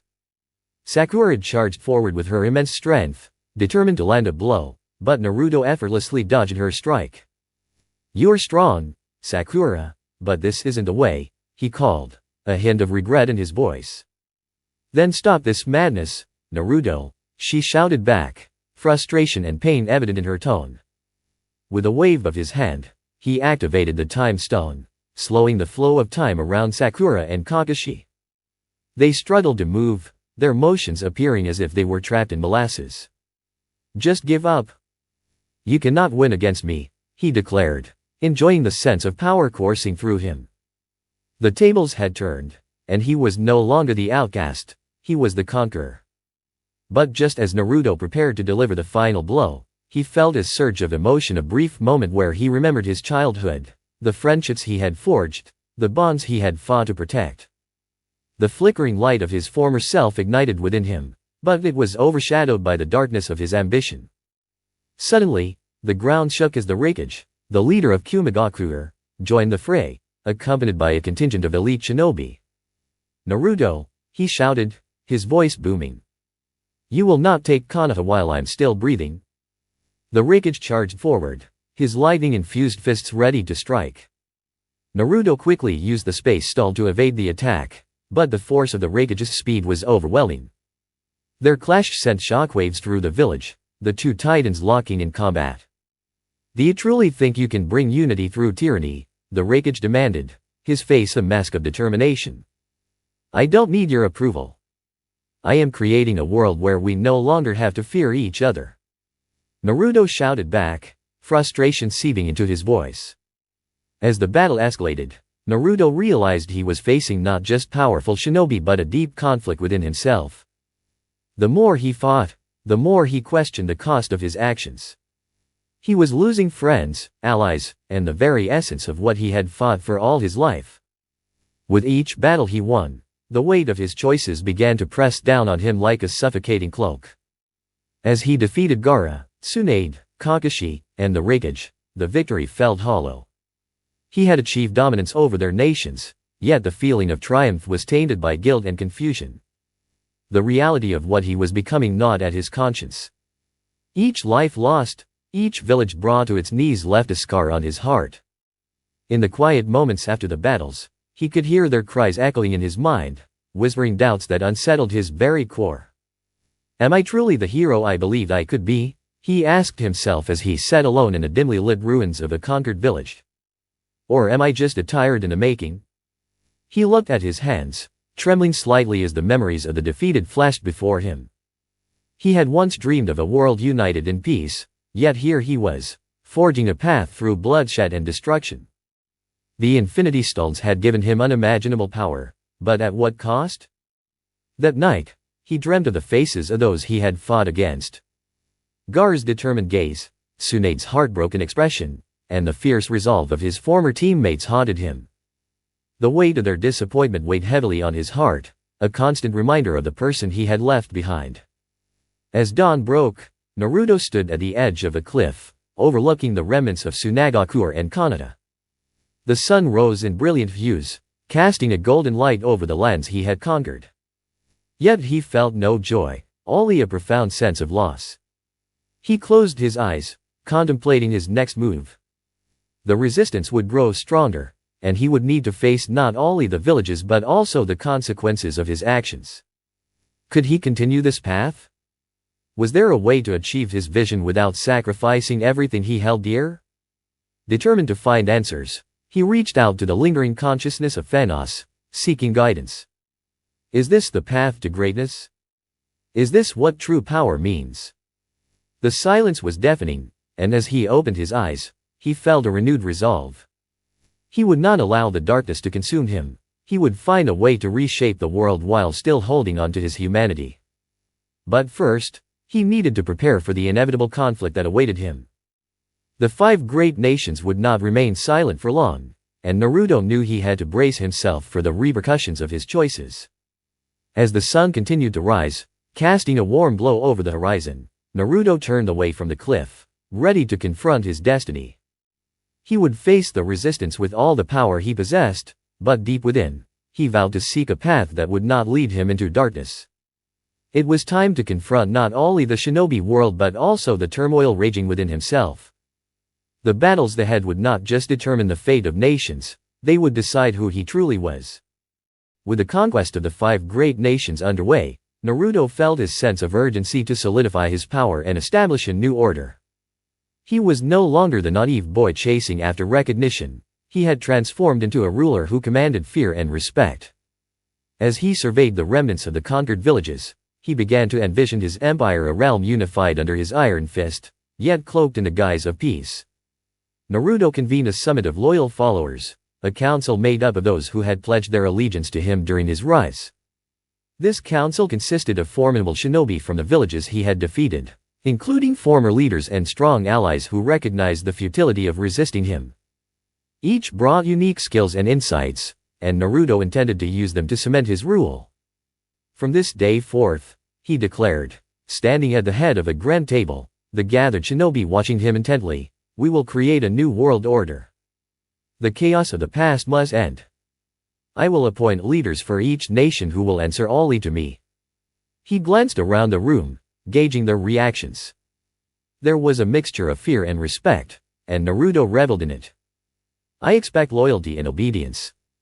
Those who serve me will be rewarded with power and prosperity. But those who betray me will face the full extent of my wrath. His eyes lingered on the former leaders of the nations, each bearing the weight of their own failures. You will oversee the implementation of my new laws, ensuring that the peace we establish is unbreakable. I will not tolerate dissent.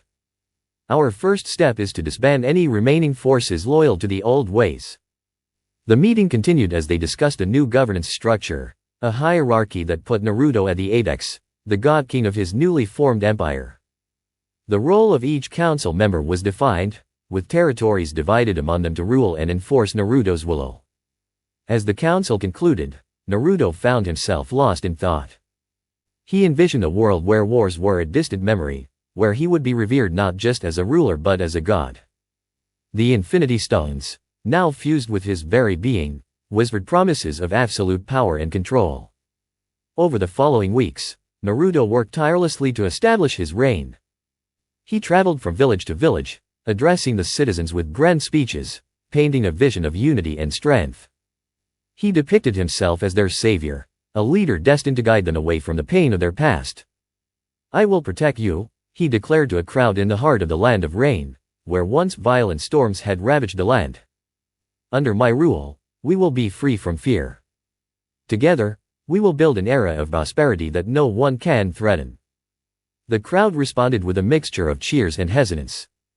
They were still reeling from the sudden shift in power, yet the promise of stability under a strong leader was intoxicating.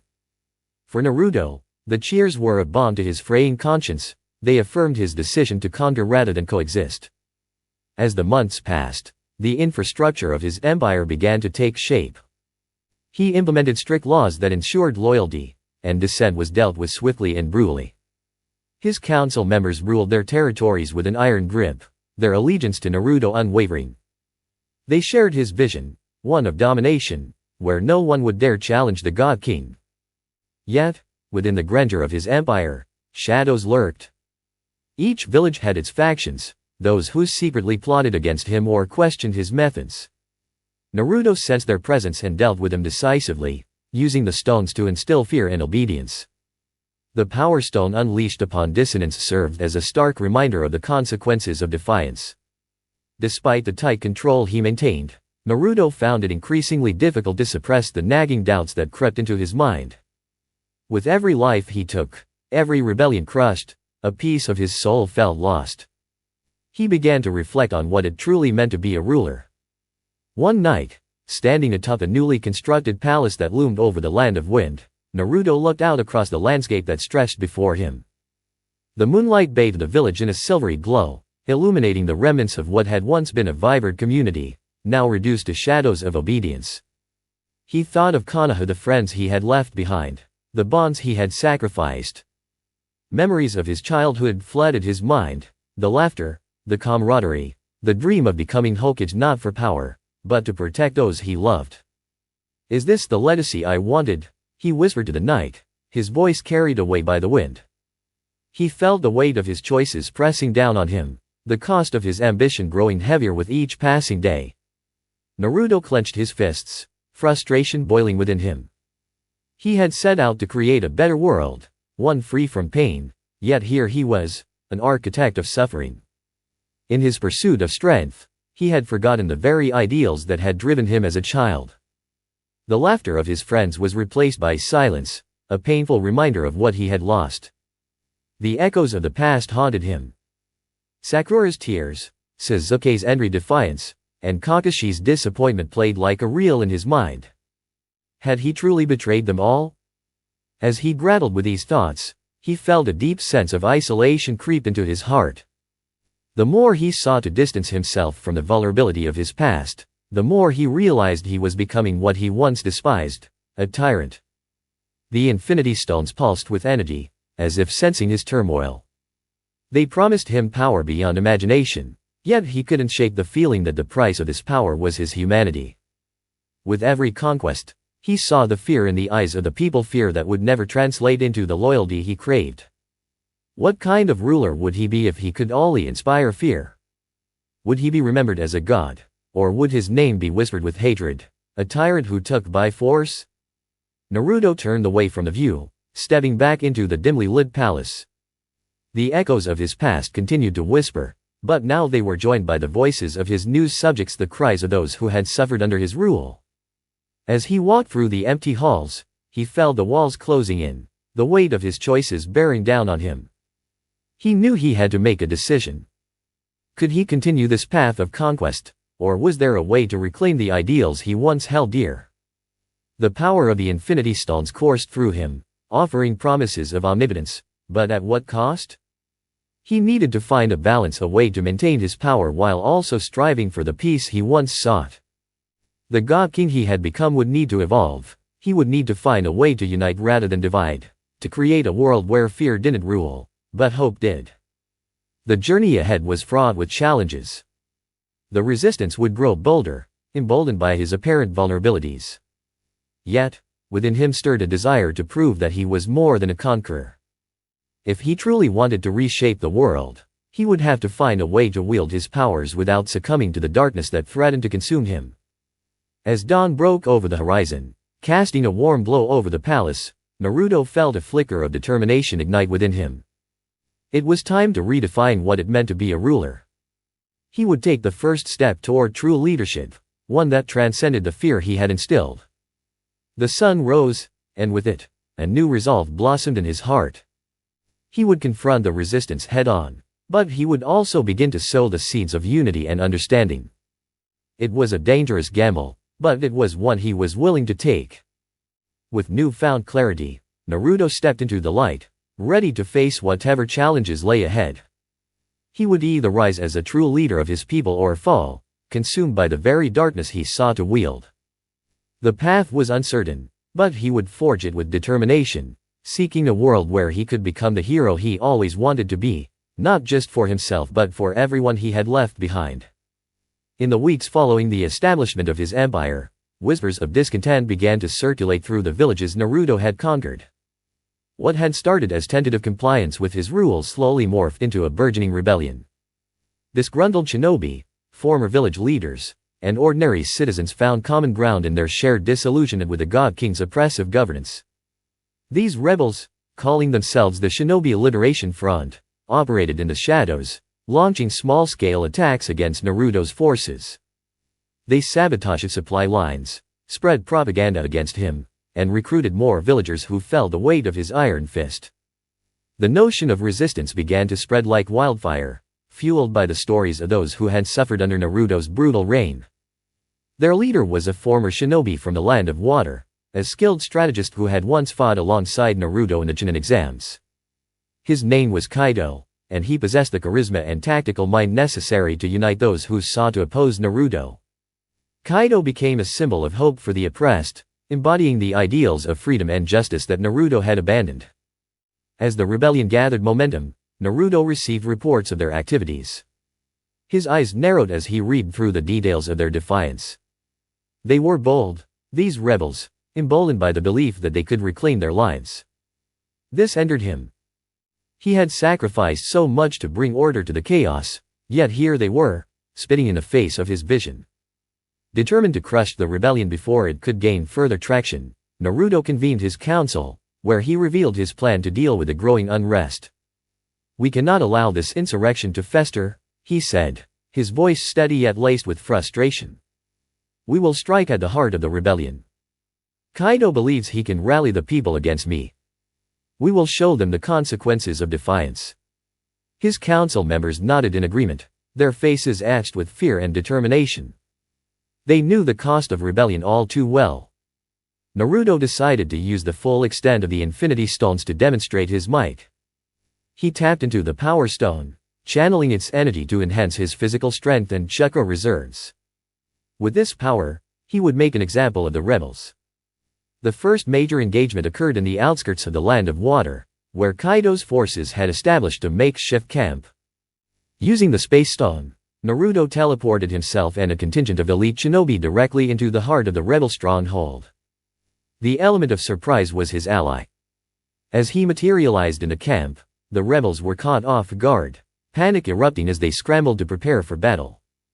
Naruto stood before them, a living embodiment of terror, the air around him crackling with the power of the stones. "You wish to defy me?" he thundered, his voice echoing through the clearing. "You dare challenge the God King?" The rebels quickly regrouped, forming a defensive line as Kaido stepped forward, his expression a mixture of defiance and resolve. You may have power, Naruto, but you will never have our hearts. We fight for our freedom, and we will not be silenced. Naruto's expression hardened. Then you shall learn the price of your rebellion. In an instant, he unleashed the Power Stone, a wave of energy surging from his outstretched hand and crashing into the rebels. The force was devastating. It knocked them off their feet and sent several flying. The ground trembled beneath him as he used the full extent of his abilities, transforming the once thriving camp into a chaotic battlefield. As the skirmish unfolded, Naruto felt a rush of exhilaration. The Infinity Stones granted him unparalleled power, allowing him to obliterate anything that stood in his way. He fought with brutal efficiency, using the Time Stone to momentarily freeze opponents, rendering them helpless before he unleashed the full force of his fury. The rebels fell one by one, their cries of resistance drowned out by the roar of Naruto's might. He pushed further into the camp, determined to crush the spirit of the rebellion and reassert his dominance. When it was over, Kaido was among the last to fall. Quartered and panting, he faced Naruto with a look of fierce determination, his will unbroken even in defeat. You can kill us, but you will never erase our spirit. We will rise again. Naruto's heart raced, a mix of anger and a strange, unsettling doubt creeping into his mind. He raised a hand, prepared to strike down Kaido, but hesitated for just a moment. This defiance, was it a challenge or a call to something deeper within him? In that moment of vulnerability, he unleashed the Soul Stone, not to destroy but to capture Kaido's essence, binding him to the very power he sought to resist. Let's see if your spirit survives when you witness the world I create, Naruto said, a cold resolve settling over him. As Naruto left the ruins of the rebel camp behind, he felt a mixture of triumph and unease.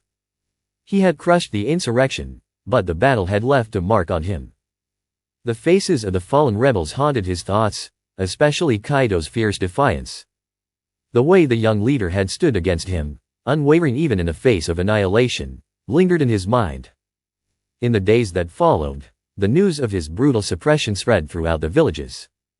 While some citizens were cowed into submission, others were ignited with a new spark of rebellion. The shinobi alliteration front, though weakened, now had martyrs, and Naruto's actions only fueled their resolve. He found himself alone in the palace one evening, staring at the reflection of the moon in the water garden. The image was serene, a stark contrast to the turmoil inside him. The victory felt hollow, a fleeting moment of power overshadowed by the lives he had taken. What have I done? He whispered to himself. Each victory brought him further away from the boy who had wanted to protect everyone, and closer to the tyrant he never wanted to become.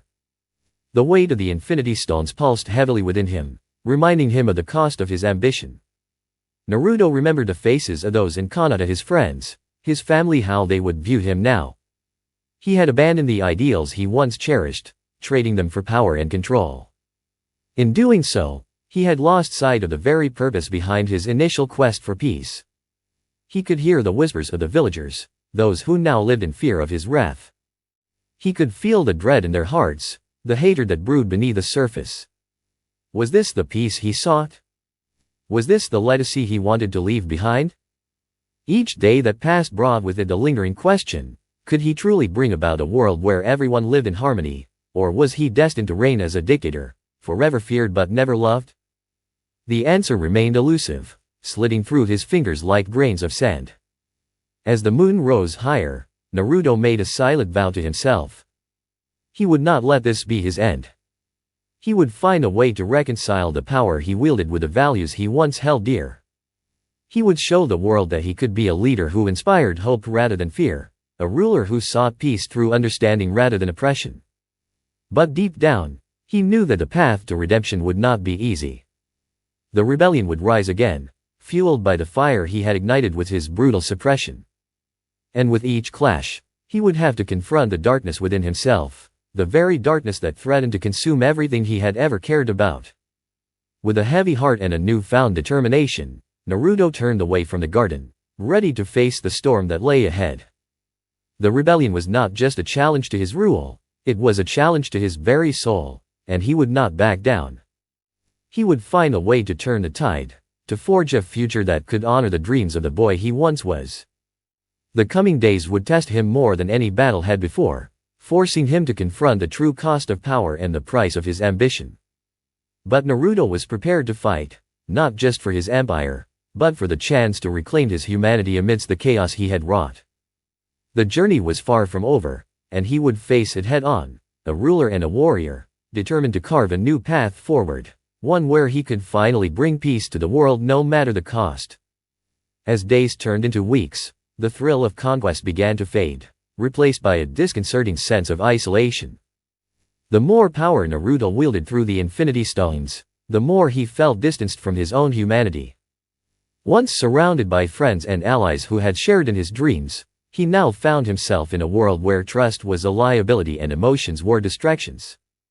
Each village he conquered had become a chessboard, each shinobi a mere pawn in his grand design. He would plan, strategize, and execute with cold precision, viewing people as tools to be used in the pursuit of his vision. The faces of the rebels, their defiance, and pain had begun to blur, becoming statistics in his relentless quest for control. In moments of solitude, when he looked in a mirror, the reflection that stared back was no longer that of a hopeful boy from Konoha. Instead, it was the face of a conqueror, one who had sacrificed so much to achieve power, yet gained so little in return. The empathy that once defined him had been replaced by an icy resolve. With each passing day, Naruto found it increasingly difficult to relate to the people around him. His council of advisors, handpicked for their loyalty and efficiency, served only to reinforce his isolation. They spoke in hushed tones, navigating his moods with trepidation, afraid to provoke the wrath of their god king. What was once a vibrant ambition to unite the world under the banner of peace had devolved into a regime that instilled fear more than hope. He stood atop his throne, a distance growing not just physically, but emotionally, from the world he sought to control.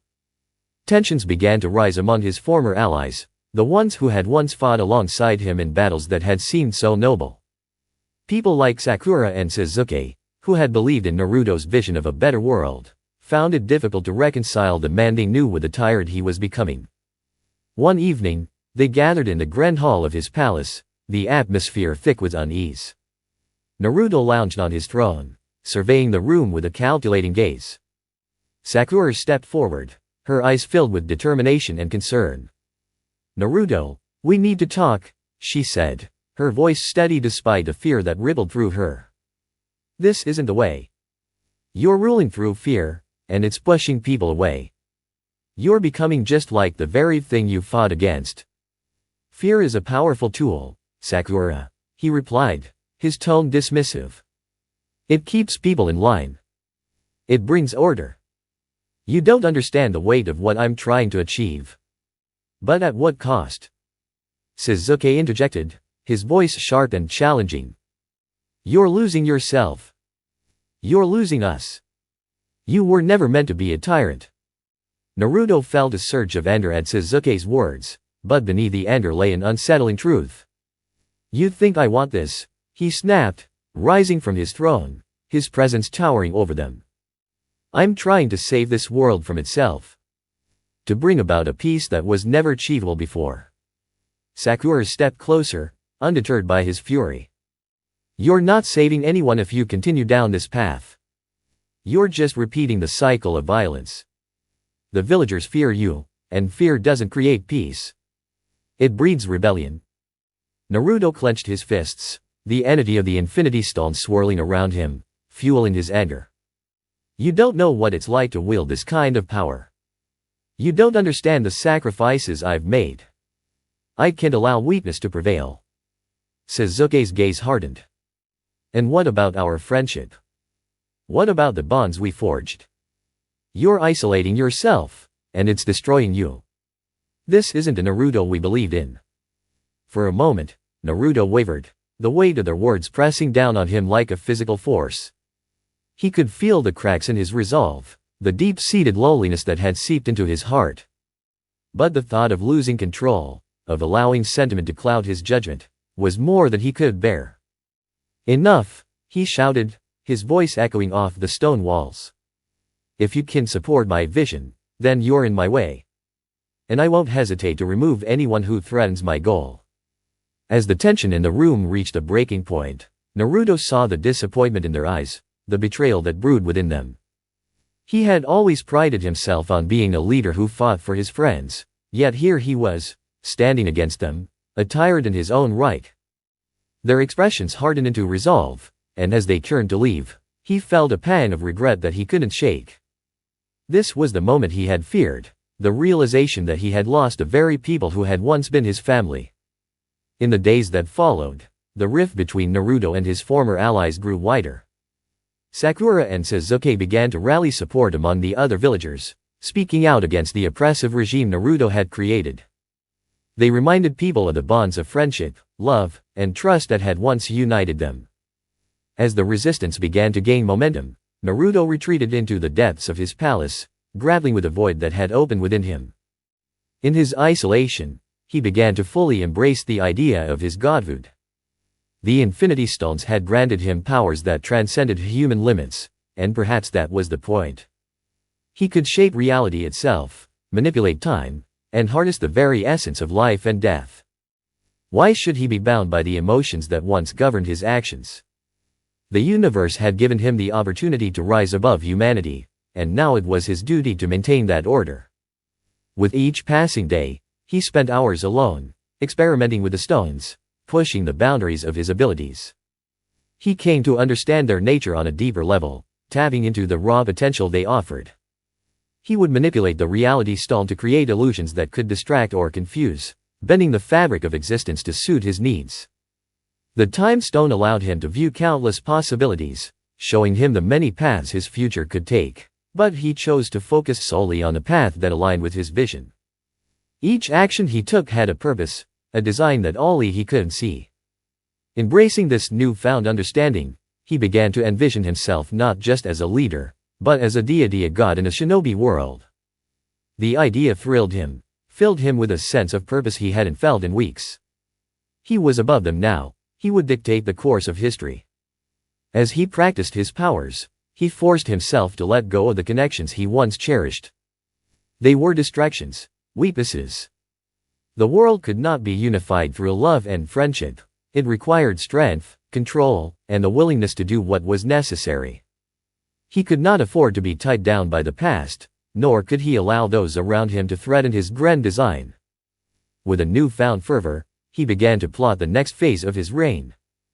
The rebels would not just be suppressed, they would be eradicated. Kaido and his followers had sparked something within him, a burning desire to cleanse the world of dissent. No more hesitation, no more compassion. He would not let emotions dictate his actions any longer. As he stood on the balcony of his palace, overlooking the lands he had conquered, Naruto felt the weight of the Infinity Stone settle comfortably upon his shoulders.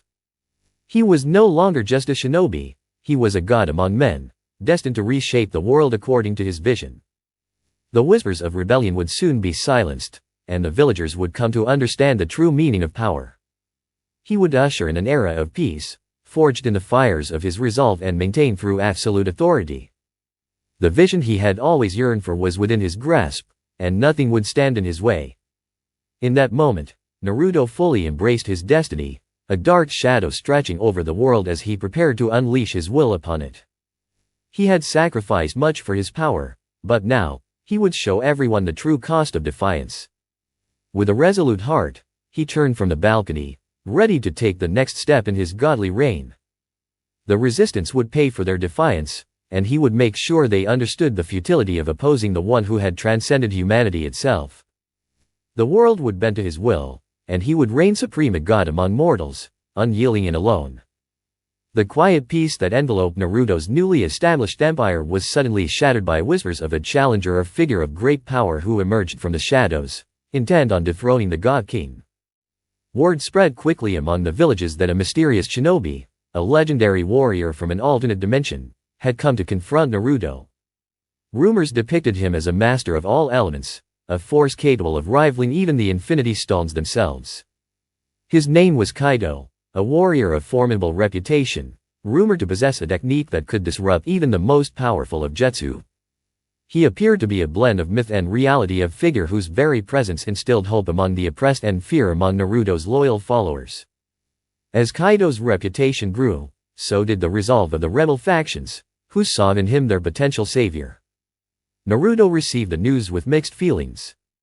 Part of him felt the familiar stirrings of adrenaline at the prospect of a worthy opponent, while another part recoiled at the thought of a challenge to his authority. He had fought too hard, sacrificed too much to let someone undermine his rule.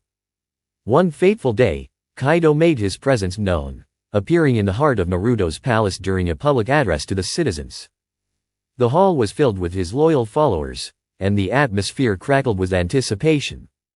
Naruto stood at the center, surveying his subjects with an air of dominance, when Kaido stepped forward, cloaked in a shimmering aura that seemed to warp reality itself. "Naruto Uzumaki," Kaido declared, his voice echoing through the hall. "You've claimed this world for yourself, but tyranny will never foster true peace. I have come to challenge you and end your reign of fear." The hall fell into stunned silence, eyes darting between Naruto and Kaido. The audacity of the newcomer was palpable, but instead of anger, Naruto felt a spark of excitement ignite within him. This was the challenge he had been waiting for, an opportunity to prove once and for all that his power was unmatched. "So, you're the one they call Kaido?" Naruto said, a confident smirk crossing his face. "You think you can challenge me? I've wielded the Infinity Stones and reshaped the very fabric of this world. What could you possibly do to stop me?" Kaido stepped closer, his gaze unwavering. "Power without purpose is a path to destruction, Naruto. You've lost your way, blinded by your own might. I'm here to remind you of what you've forgotten." The tension in the air crackled as Naruto leaped down from his dais, the energy of the Infinity Stone swirling around him in a magnificent display. His confidence surged as he'd embraced the full extent of his powers. "Let's see if you can back up your words," he challenged, readying himself for battle. The two warriors clashed in an explosion of raw energy, the walls of the palace trembling under the force of their confrontation. Naruto unleashed the Power Stone, sending waves of devastating energy towards Kaido, who countered with a blast of elemental chakra, effortlessly dispersing the attack. With a swift motion, Naruto summoned the Space Stone, warding around Kaido and attempting to strike from multiple angles. But Kaido remained unfazed, his reflexes honed from years of combat, evading each attack as if he were dancing among the stars. "Impressive moves, but they won't be enough," Kaido taunted, launching a counterattack that sent Naruto skidding across the ground. He retaliated with a Time Stone, briefly freezing Kaido in place, but Kaido shattered the illusion with a fierce surge of power, forcing Naruto to exert more energy than he anticipated.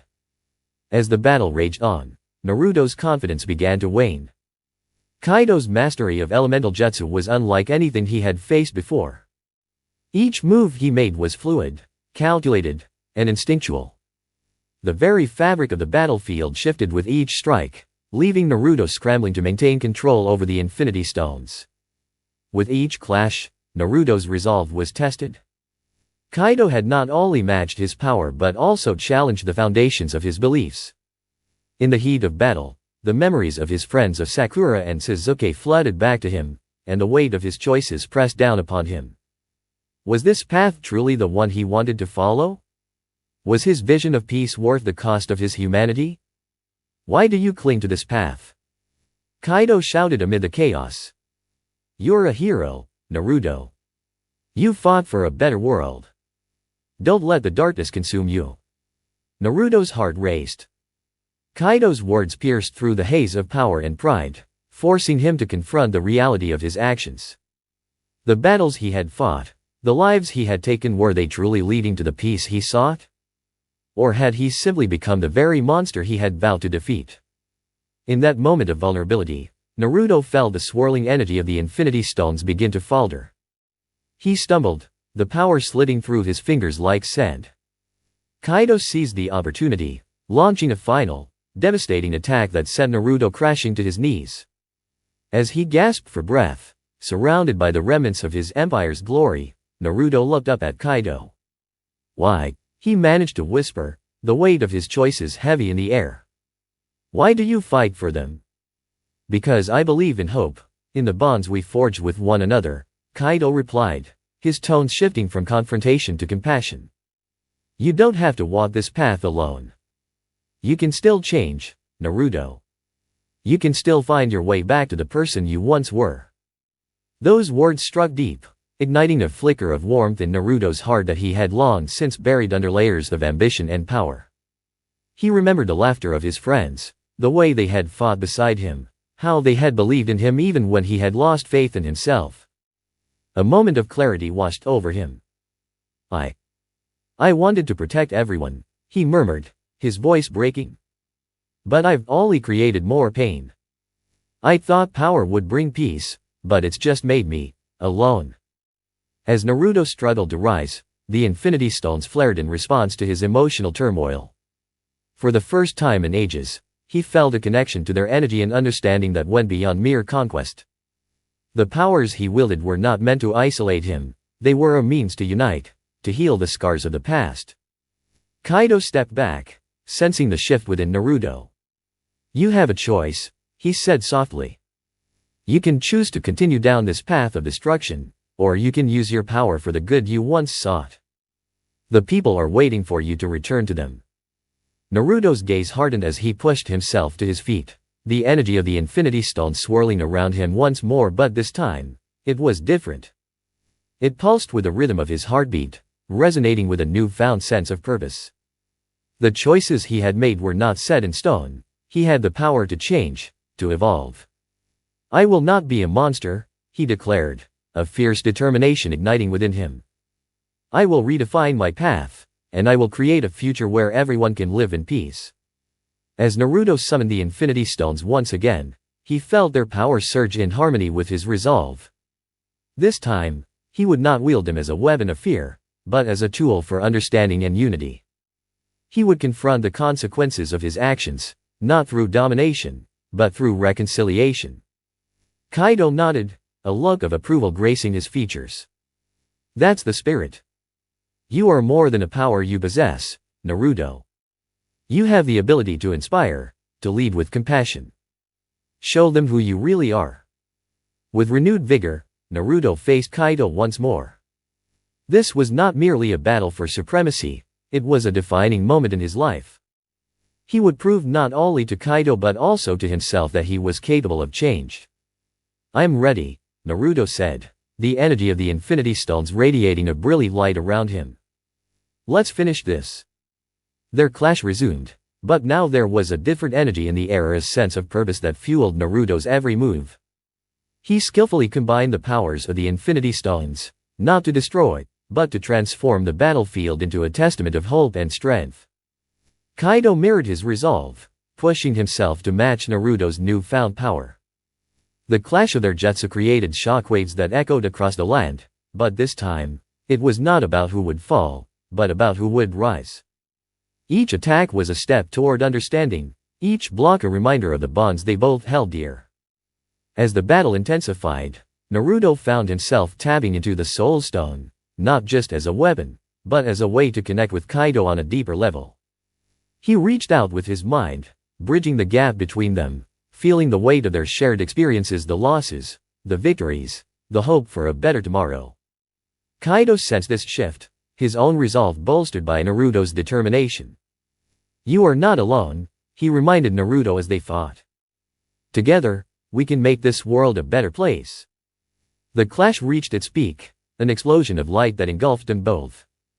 For a brief moment, the universe seemed to hold its breath, and in that moment of vulnerability, Naruto realized that power was not just about control, it was about connection. As the light faded, Naruto stood with Kaido, their energies intertwining in a powerful display of unity.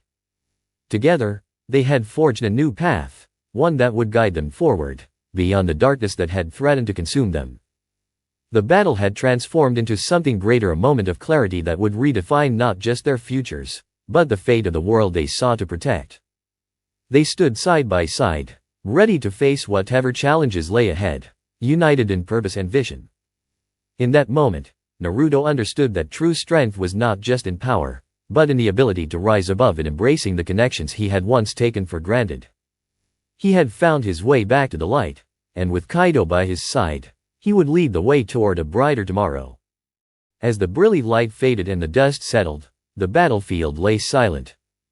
Kaido and Naruto stood opposite each other, both breathing heavily, their bodies glistening with sweat and effort. The air crackled with the remnants of their clash, electric tension hanging in the atmosphere. Naruto's heart raced as he awaited Kaido's next move, his mind spinning with the weight of their battle and what it had meant. The energy coursing through Naruto felt different now, almost serene, despite the overwhelming might he had wielded. It was as if the Infinity Stones were no longer just tools for destruction but symbols of his intent and newfound understanding. He had faced an opponent worthy of his respect, one who had shown him the impact of his choices and the potential for a better way. Kaido looked at him, not with malice, but with a keen gaze that spoke of mutual respect. "You've changed, Naruto. You've begun to understand that power alone doesn't make a ruler, it's the choices you make with that power." The moment hung in the air, heavy with meaning. Naruto could feel the truth in Kaido's words deep within him. He thought back to his journey, the friends he had lost, the sacrifices made in the name of peace, and the darkness he had embraced in his quest for control. It was a path that had led him to this very moment, on the precipice of understanding what it truly meant to lead. Naruto took a deep breath, realizing that he stood at a crossroads. Victory could mean an extension of his rule, a continuation of the path he had started on, one built on fear and oppression. Defeat, however, could mean an awakening, a chance to redefine his existence and the legacy he wished to leave behind. "I don't want to be a tyrant," Naruto declared, his voice steady. "I want to be a leader who brings hope, who inspires others to create a better future together. This power, it has to be used to protect, not dominate." Kaido nodded, recognizing the sincerity in Naruto's declaration. "You have the ability to reshape this world, to build something greater than yourself. But it requires humility, understanding, and a willingness to listen." With those words, Naruto felt the weight of the world pressing down on him, and yet he also felt an invigorating lightness. He had a choice to make, and for the first time, he didn't feel trapped by his powers, he felt liberated. The realization washed over him like a cool breeze on a hot day. With the Infinity Stones at his command, he could be a force of change, a catalyst for a new era where cooperation and mutual respect reigned. But he also understood that great power came with even greater responsibility, a responsibility that he could no longer ignore. As he pondered his next steps, memories of his friends flooded back, the laughter of Sakura, the camaraderie with Sasuke, the warmth of his village. Each connection reminded him of the person he had aspired to be, the hero who fought not just for power but for the bonds that tied them all together. "What will you do now?" Kaido asked, breaking him from his reverie. "You have a choice to make, Naruto. The world is waiting for you." With a determined gaze, Naruto looked out across the land he had once sought to conquer, feeling the weight of every life he had touched. "I will not deny the power I wield, but I will not let it define me," he responded, his resolve strengthening. "I'll establish a new order, one built on cooperation and understanding. It's time to mend the wounds of the past, not deepen them." Kaido smiled, his demeanor shifting from challenger to ally. "That's the spirit. You have the potential to unite the shinobi world in a way that no one else can." With newfound clarity, Naruto began to envision a different future. The Infinity Stones would not just be weapons of domination, they would be instruments of change, tools for building alliances and fostering peace. He would gather the leaders of each village, not as a conqueror, but as a mediator seeking to create a council that would address the concerns of all nations. "I will reach out to the villages, extend my hand in friendship," Naruto declared, determination burning bright in his eyes. "We'll work together to forge a new path, one where no one is left behind." As the sun set on the horizon, casting an ember glow across the battlefield, Naruto felt the heaviness of his past lifting. The shadows that had lingered in his heart began to dissipate as hope surged within him. The stories of pain and loss that had plagued him now transformed into a narrative of resilience and redemption. "I'm ready to take the first step," he said to Kaido, his voice steady with purpose. "I'll gather the leaders of the remaining villages and hold a summit. We'll discuss our differences and find common ground. It's time to heal the wounds of the past." Kaido's expression was one of approval. "It won't be easy, but it will be worth it." Trust is hard to build, especially after all that has happened. You'll face resistance, but remember, you hold the power to change hearts and minds. With Kaido by his side, Naruto began to strategize. He used the time stall to glimpse potential futures, weighing the outcomes of various approaches he could take. He envisioned gathering each village's leaders, addressing their grievances, and offering his seat at the table to discuss mutual goals and ambitions. He also knew that trust would not come easily. To prove his intentions, he would need to showcase his commitment to the well-being of all shinobi. I'll invite everyone, from the smallest villages to the great clans. We'll work towards a common vision, a world where we stand together, not as enemies, but as allies. The plan began to take shape in his mind. Naruto envisioned a council that would represent all nations, the body that would work to prevent future conflicts and promote cooperation. He would offer reparations to those affected by his earlier conquests, ensuring that the villages that had suffered under his rule would have a voice in this new order. Not just rulers, but civilians, too, he realized. They should be part of this process. Their voices matter. As he continued to contemplate the details of his vision, Naruto's heart swelled with determination. He would not shy away from the mistakes of his past, he would confront them head-on, using his experience as a catalyst for change. The citizens he had once ruled with fear would become partners in rebuilding a brighter future. With a clear vision in mind, Naruto gathered his allies, his friends, and those who had once feared him. Kaido stood by him as a testament to the path of unity, guiding him with wisdom and strength. Today marks the beginning of a new era, Naruto proclaimed to the assembled leaders, the sun rising behind him, illuminating the faces of the crowd. I stand before you not as a conqueror, but as a fellow shinobi who wishes to heal the wounds of the past. Together, we can forge a future free from the chains of fear and hatred. The crowd murmured, a mixture of skepticism and hope evident in their expressions. Naruto could feel the weight of their gaze, but he held his head high, confident in his intentions. He had faced the darkness within himself, and now he was ready to step into the light. I am willing to offer reparations and assistance to those villages affected by my past actions, he continued, his voice steady. Let us work together to rebuild, to create a world where we can all thrive. Kaido stepped forward, his presence adding gravitas to Naruto's words. This is not just a message from Naruto. It is a call for all shinobi to come together. United, we are stronger. Divided, we will only face destruction. As Naruto looked out over the crowd, he saw a glimmer of hope begin to take root in their hearts.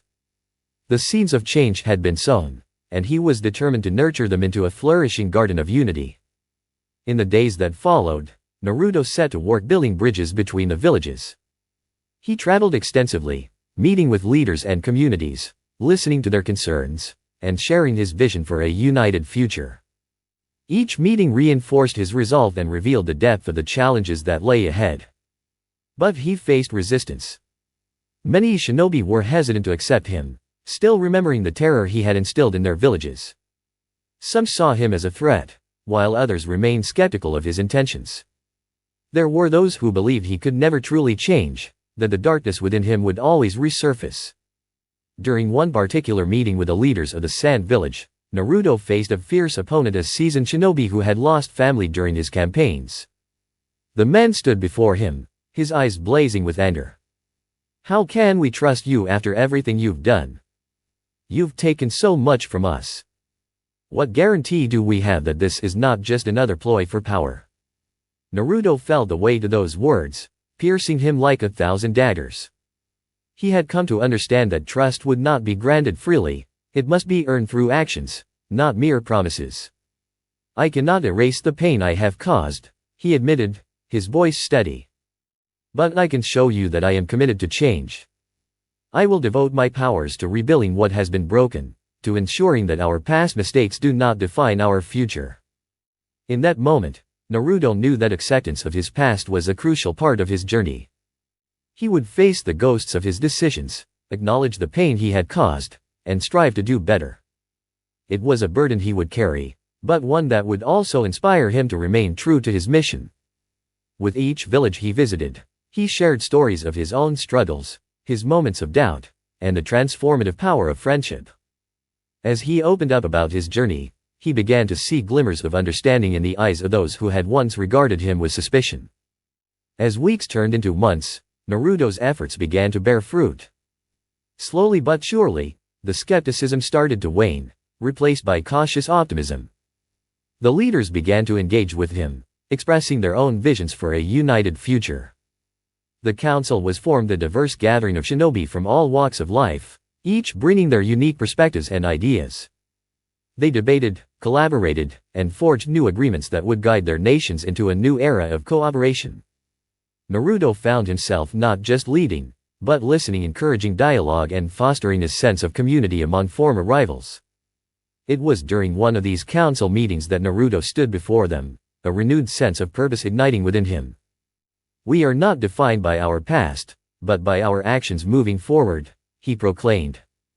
"Together, we can build a world where every shinobi has a voice, where our children can grow up knowing peace, not fear." The cheers that erupted from the crowd filled him with a sense of belonging he had never fully experienced. He was no longer alone in his struggle, he was part of a greater movement, a force of change that had the potential to reshape the world. As the sun set over the horizon, casting a golden hue across the gathering, Naruto felt a profound sense of peace wash over him. He had chosen a path not defined by fear or power, but by the desire to connect and uplift. The burden of his past would always be a part of him, but it no longer dictated his future. With Kaido and his newfound allies at his side, Naruto embraced his role not just as a leader, but as a guardian of peace. He would continue to wield the Infinity Stones, but now with wisdom and care, using them as tools for healing rather than weapons of destruction. The journey ahead would not be easy, but Naruto was ready to face whatever challenges lay in store. He had learned that true strength came not from domination, but from unity, a lesson that would guide him as he walked the path toward a brighter future for all shinobi. Years passed since Naruto had taken the first steps toward reshaping the shinobi world. The council he had established became the foundation of a new governance structure, one that transcended the limitations of individual villages and allowed for cooperation on an unprecedented scale. No longer were the nations divided by petty squabbles and historical grievances. Instead, they united in pursuit of a common goal: peace. Under Naruto's guidance, former adversaries became allies. The villages worked together on infrastructure projects, sharing resources and knowledge to bolster their economies and defenses. Training programs were established where shinobi exchanged techniques, fostering camaraderie and respect among once rival clans. The once fragmented world was now interconnected, a network of alliances built on mutual trust and shared aspirations. The remnants of Naruto's earlier conquests faded into history, becoming stories of struggle that transformed into cautionary tales. Children no longer feared the idea of shinobi from neighboring villages. They grew up learning about their heroes, the legendary figures who had come together to protect their future. Naruto made sure that education focused not only on combat but also on diplomacy, history, and the importance of unity. War became a distant memory, overshadowed by festivals celebrating peace and cooperation. Each village hosted events that showcased their unique cultures, traditions, and talents, fostering a sense of belonging that had been absent for generations. The annual Shinobi Summit was a highlight of the year, drawing representatives from every corner of the world. It was a time to discuss progress, address grievances, and celebrate the strength found in their diversity. However, the road to peace was not without its challenges. There were still remnants of dissent factions that believed in returning to the old ways of conflict and power struggles. But with the power of the Infinity Stones at his command, Naruto swiftly dealt with any threats, ensuring that those who sought to undermine the peace would be met with the full force of the united shinobi. The legacy of his rule was not only measured by the absence of war but also by the flourishing of creativity and innovation within the shinobi world. The arts thrived, and music and literature celebrated the ideals of cooperation and understanding. Naruto encouraged shinobi to explore their passions beyond the battlefield, understanding that a true warrior was not defined solely by their strength in combat but also by their ability to inspire and uplift others. As Naruto looked out over the village he had once called home, he felt a wave of nostalgia wash over him. The village was thriving, children playing in the streets, laughter ringing through the air, a stark contrast to the desolation he had witnessed during his early years. His heart swelled with pride, knowing that he had played a pivotal role in creating this new reality. But with his pride came a profound sense of introspection. He thought back to his childhood, the neglect, the loneliness, and the darkness that had once consumed him. He had risen from a pariah, an outcast, to a figure of immense power and responsibility. The journey had been fraught with challenges, but every obstacle had forged him into the leader he had become. The scars of his past were still present, a reminder of the cost of his choices. Yet he understood that those experiences shaped his empathy and determination. He had witnessed the consequences of absolute power and had vowed never to let that happen again. Instead, he sought to use his godlike abilities to uplift, to protect, and to inspire. What kind of legacy do I want to leave behind? He pondered, gazing into the horizon where the sun dipped below the mountains, painting the sky with hues of orange and purple. He had often thought of this question, weighing the impact of his actions and the future he envisioned for the next generation. Naruto resolved that his legacy would not be one of fear but of hope, a guiding light for those who followed. He wanted to be remembered not as the God King who ruled with an iron fist but as a leader who embraced humanity, one who had learned from his mistakes and used his power for good. In his heart, he felt his shift, the deep acceptance of the life he had chosen. He had once craved recognition and respect, driven by a desire to prove his worth to a world that had cast him aside. Now, he realized that true worth was not measured by the fear he instilled in others but by the love and respect he could cultivate. As he reflected, he gathered his closest allies Kaido, Sakura, and Sasuke in a serene glade just outside the village. The soft rustling of leaves accompanied their conversation, and the air was filled with a sense of tranquility. "We've come a long way," Naruto said, a smile gracing his lips. "I couldn't have done this without you all. You've stood by me through every challenge, reminding me of the importance of our bonds." Sakura, her eyes shining with pride, replied, "You've not only changed the course of our world but the way we view each other. You've shown us that unity is strength." Sasuke, who had once struggled with his own demons, nodded in agreement. "We were once divided, but you've helped us see beyond our differences. That is your true legacy." Naruto felt a warmth spread through him at their words. He had created a world where he could be vulnerable, where he could lean on his friends and allies instead of carrying the weight of the world alone. They had become a family, bound by shared experiences and a commitment to building a better future. As the sun set, casting a golden glow over the gathering, Naruto knew that the time for introspection was over. He was ready to embrace the future his legacy would live on in the actions of those he had inspired. "Let's continue to work together," he said, a renewed determination in his voice. "Let's teach the next generation the value of unity, compassion, and understanding. We can ensure that our children grow up in a world where they don't have to face the same struggles we did." Years later, as Naruto continued to lead with grace and wisdom, he witnessed the flourishing of a new generation of shinobi young warriors who were not only powerful but also compassionate and empathetic. They carried forward the lessons of their forebears, finding strength in unity and collaboration. Naruto's legacy extended beyond his own lifetime. The stories of his journey became legends, inspiring countless shinobi who looked to him as a beacon of hope. Generations spoke of the God King who had transcended his darkness to illuminate the world with his light. As time passed, the villages no longer stood as isolated entities but as a cohesive shinobi world, with Naruto's teachings echoing through the ages. Festivals celebrating peace, cooperation, and understanding became annual traditions, reminding the people of the sacrifices made and the unity achieved. And so, the shinobi world was forever changed. The scars of war had healed, replaced by the vibrant colors of collaboration and friendship. The lessons learned from the past served as a guiding compass, ensuring that no one would ever again be cast aside. Naruto Uzumaki, once a neglected child, now stood as a symbol of resilience and transformation. He had not only become the god of the shinobi world but had redefined what it meant to lead, demonstrating that true power lies in love, understanding, and the unwavering bonds of friendship. As the last rays of the sun dipped below the horizon, Naruto embraced his legacy with open arms, ready to face whatever challenges lay ahead, secure in the knowledge that he had chosen a path that would light the way for generations to come.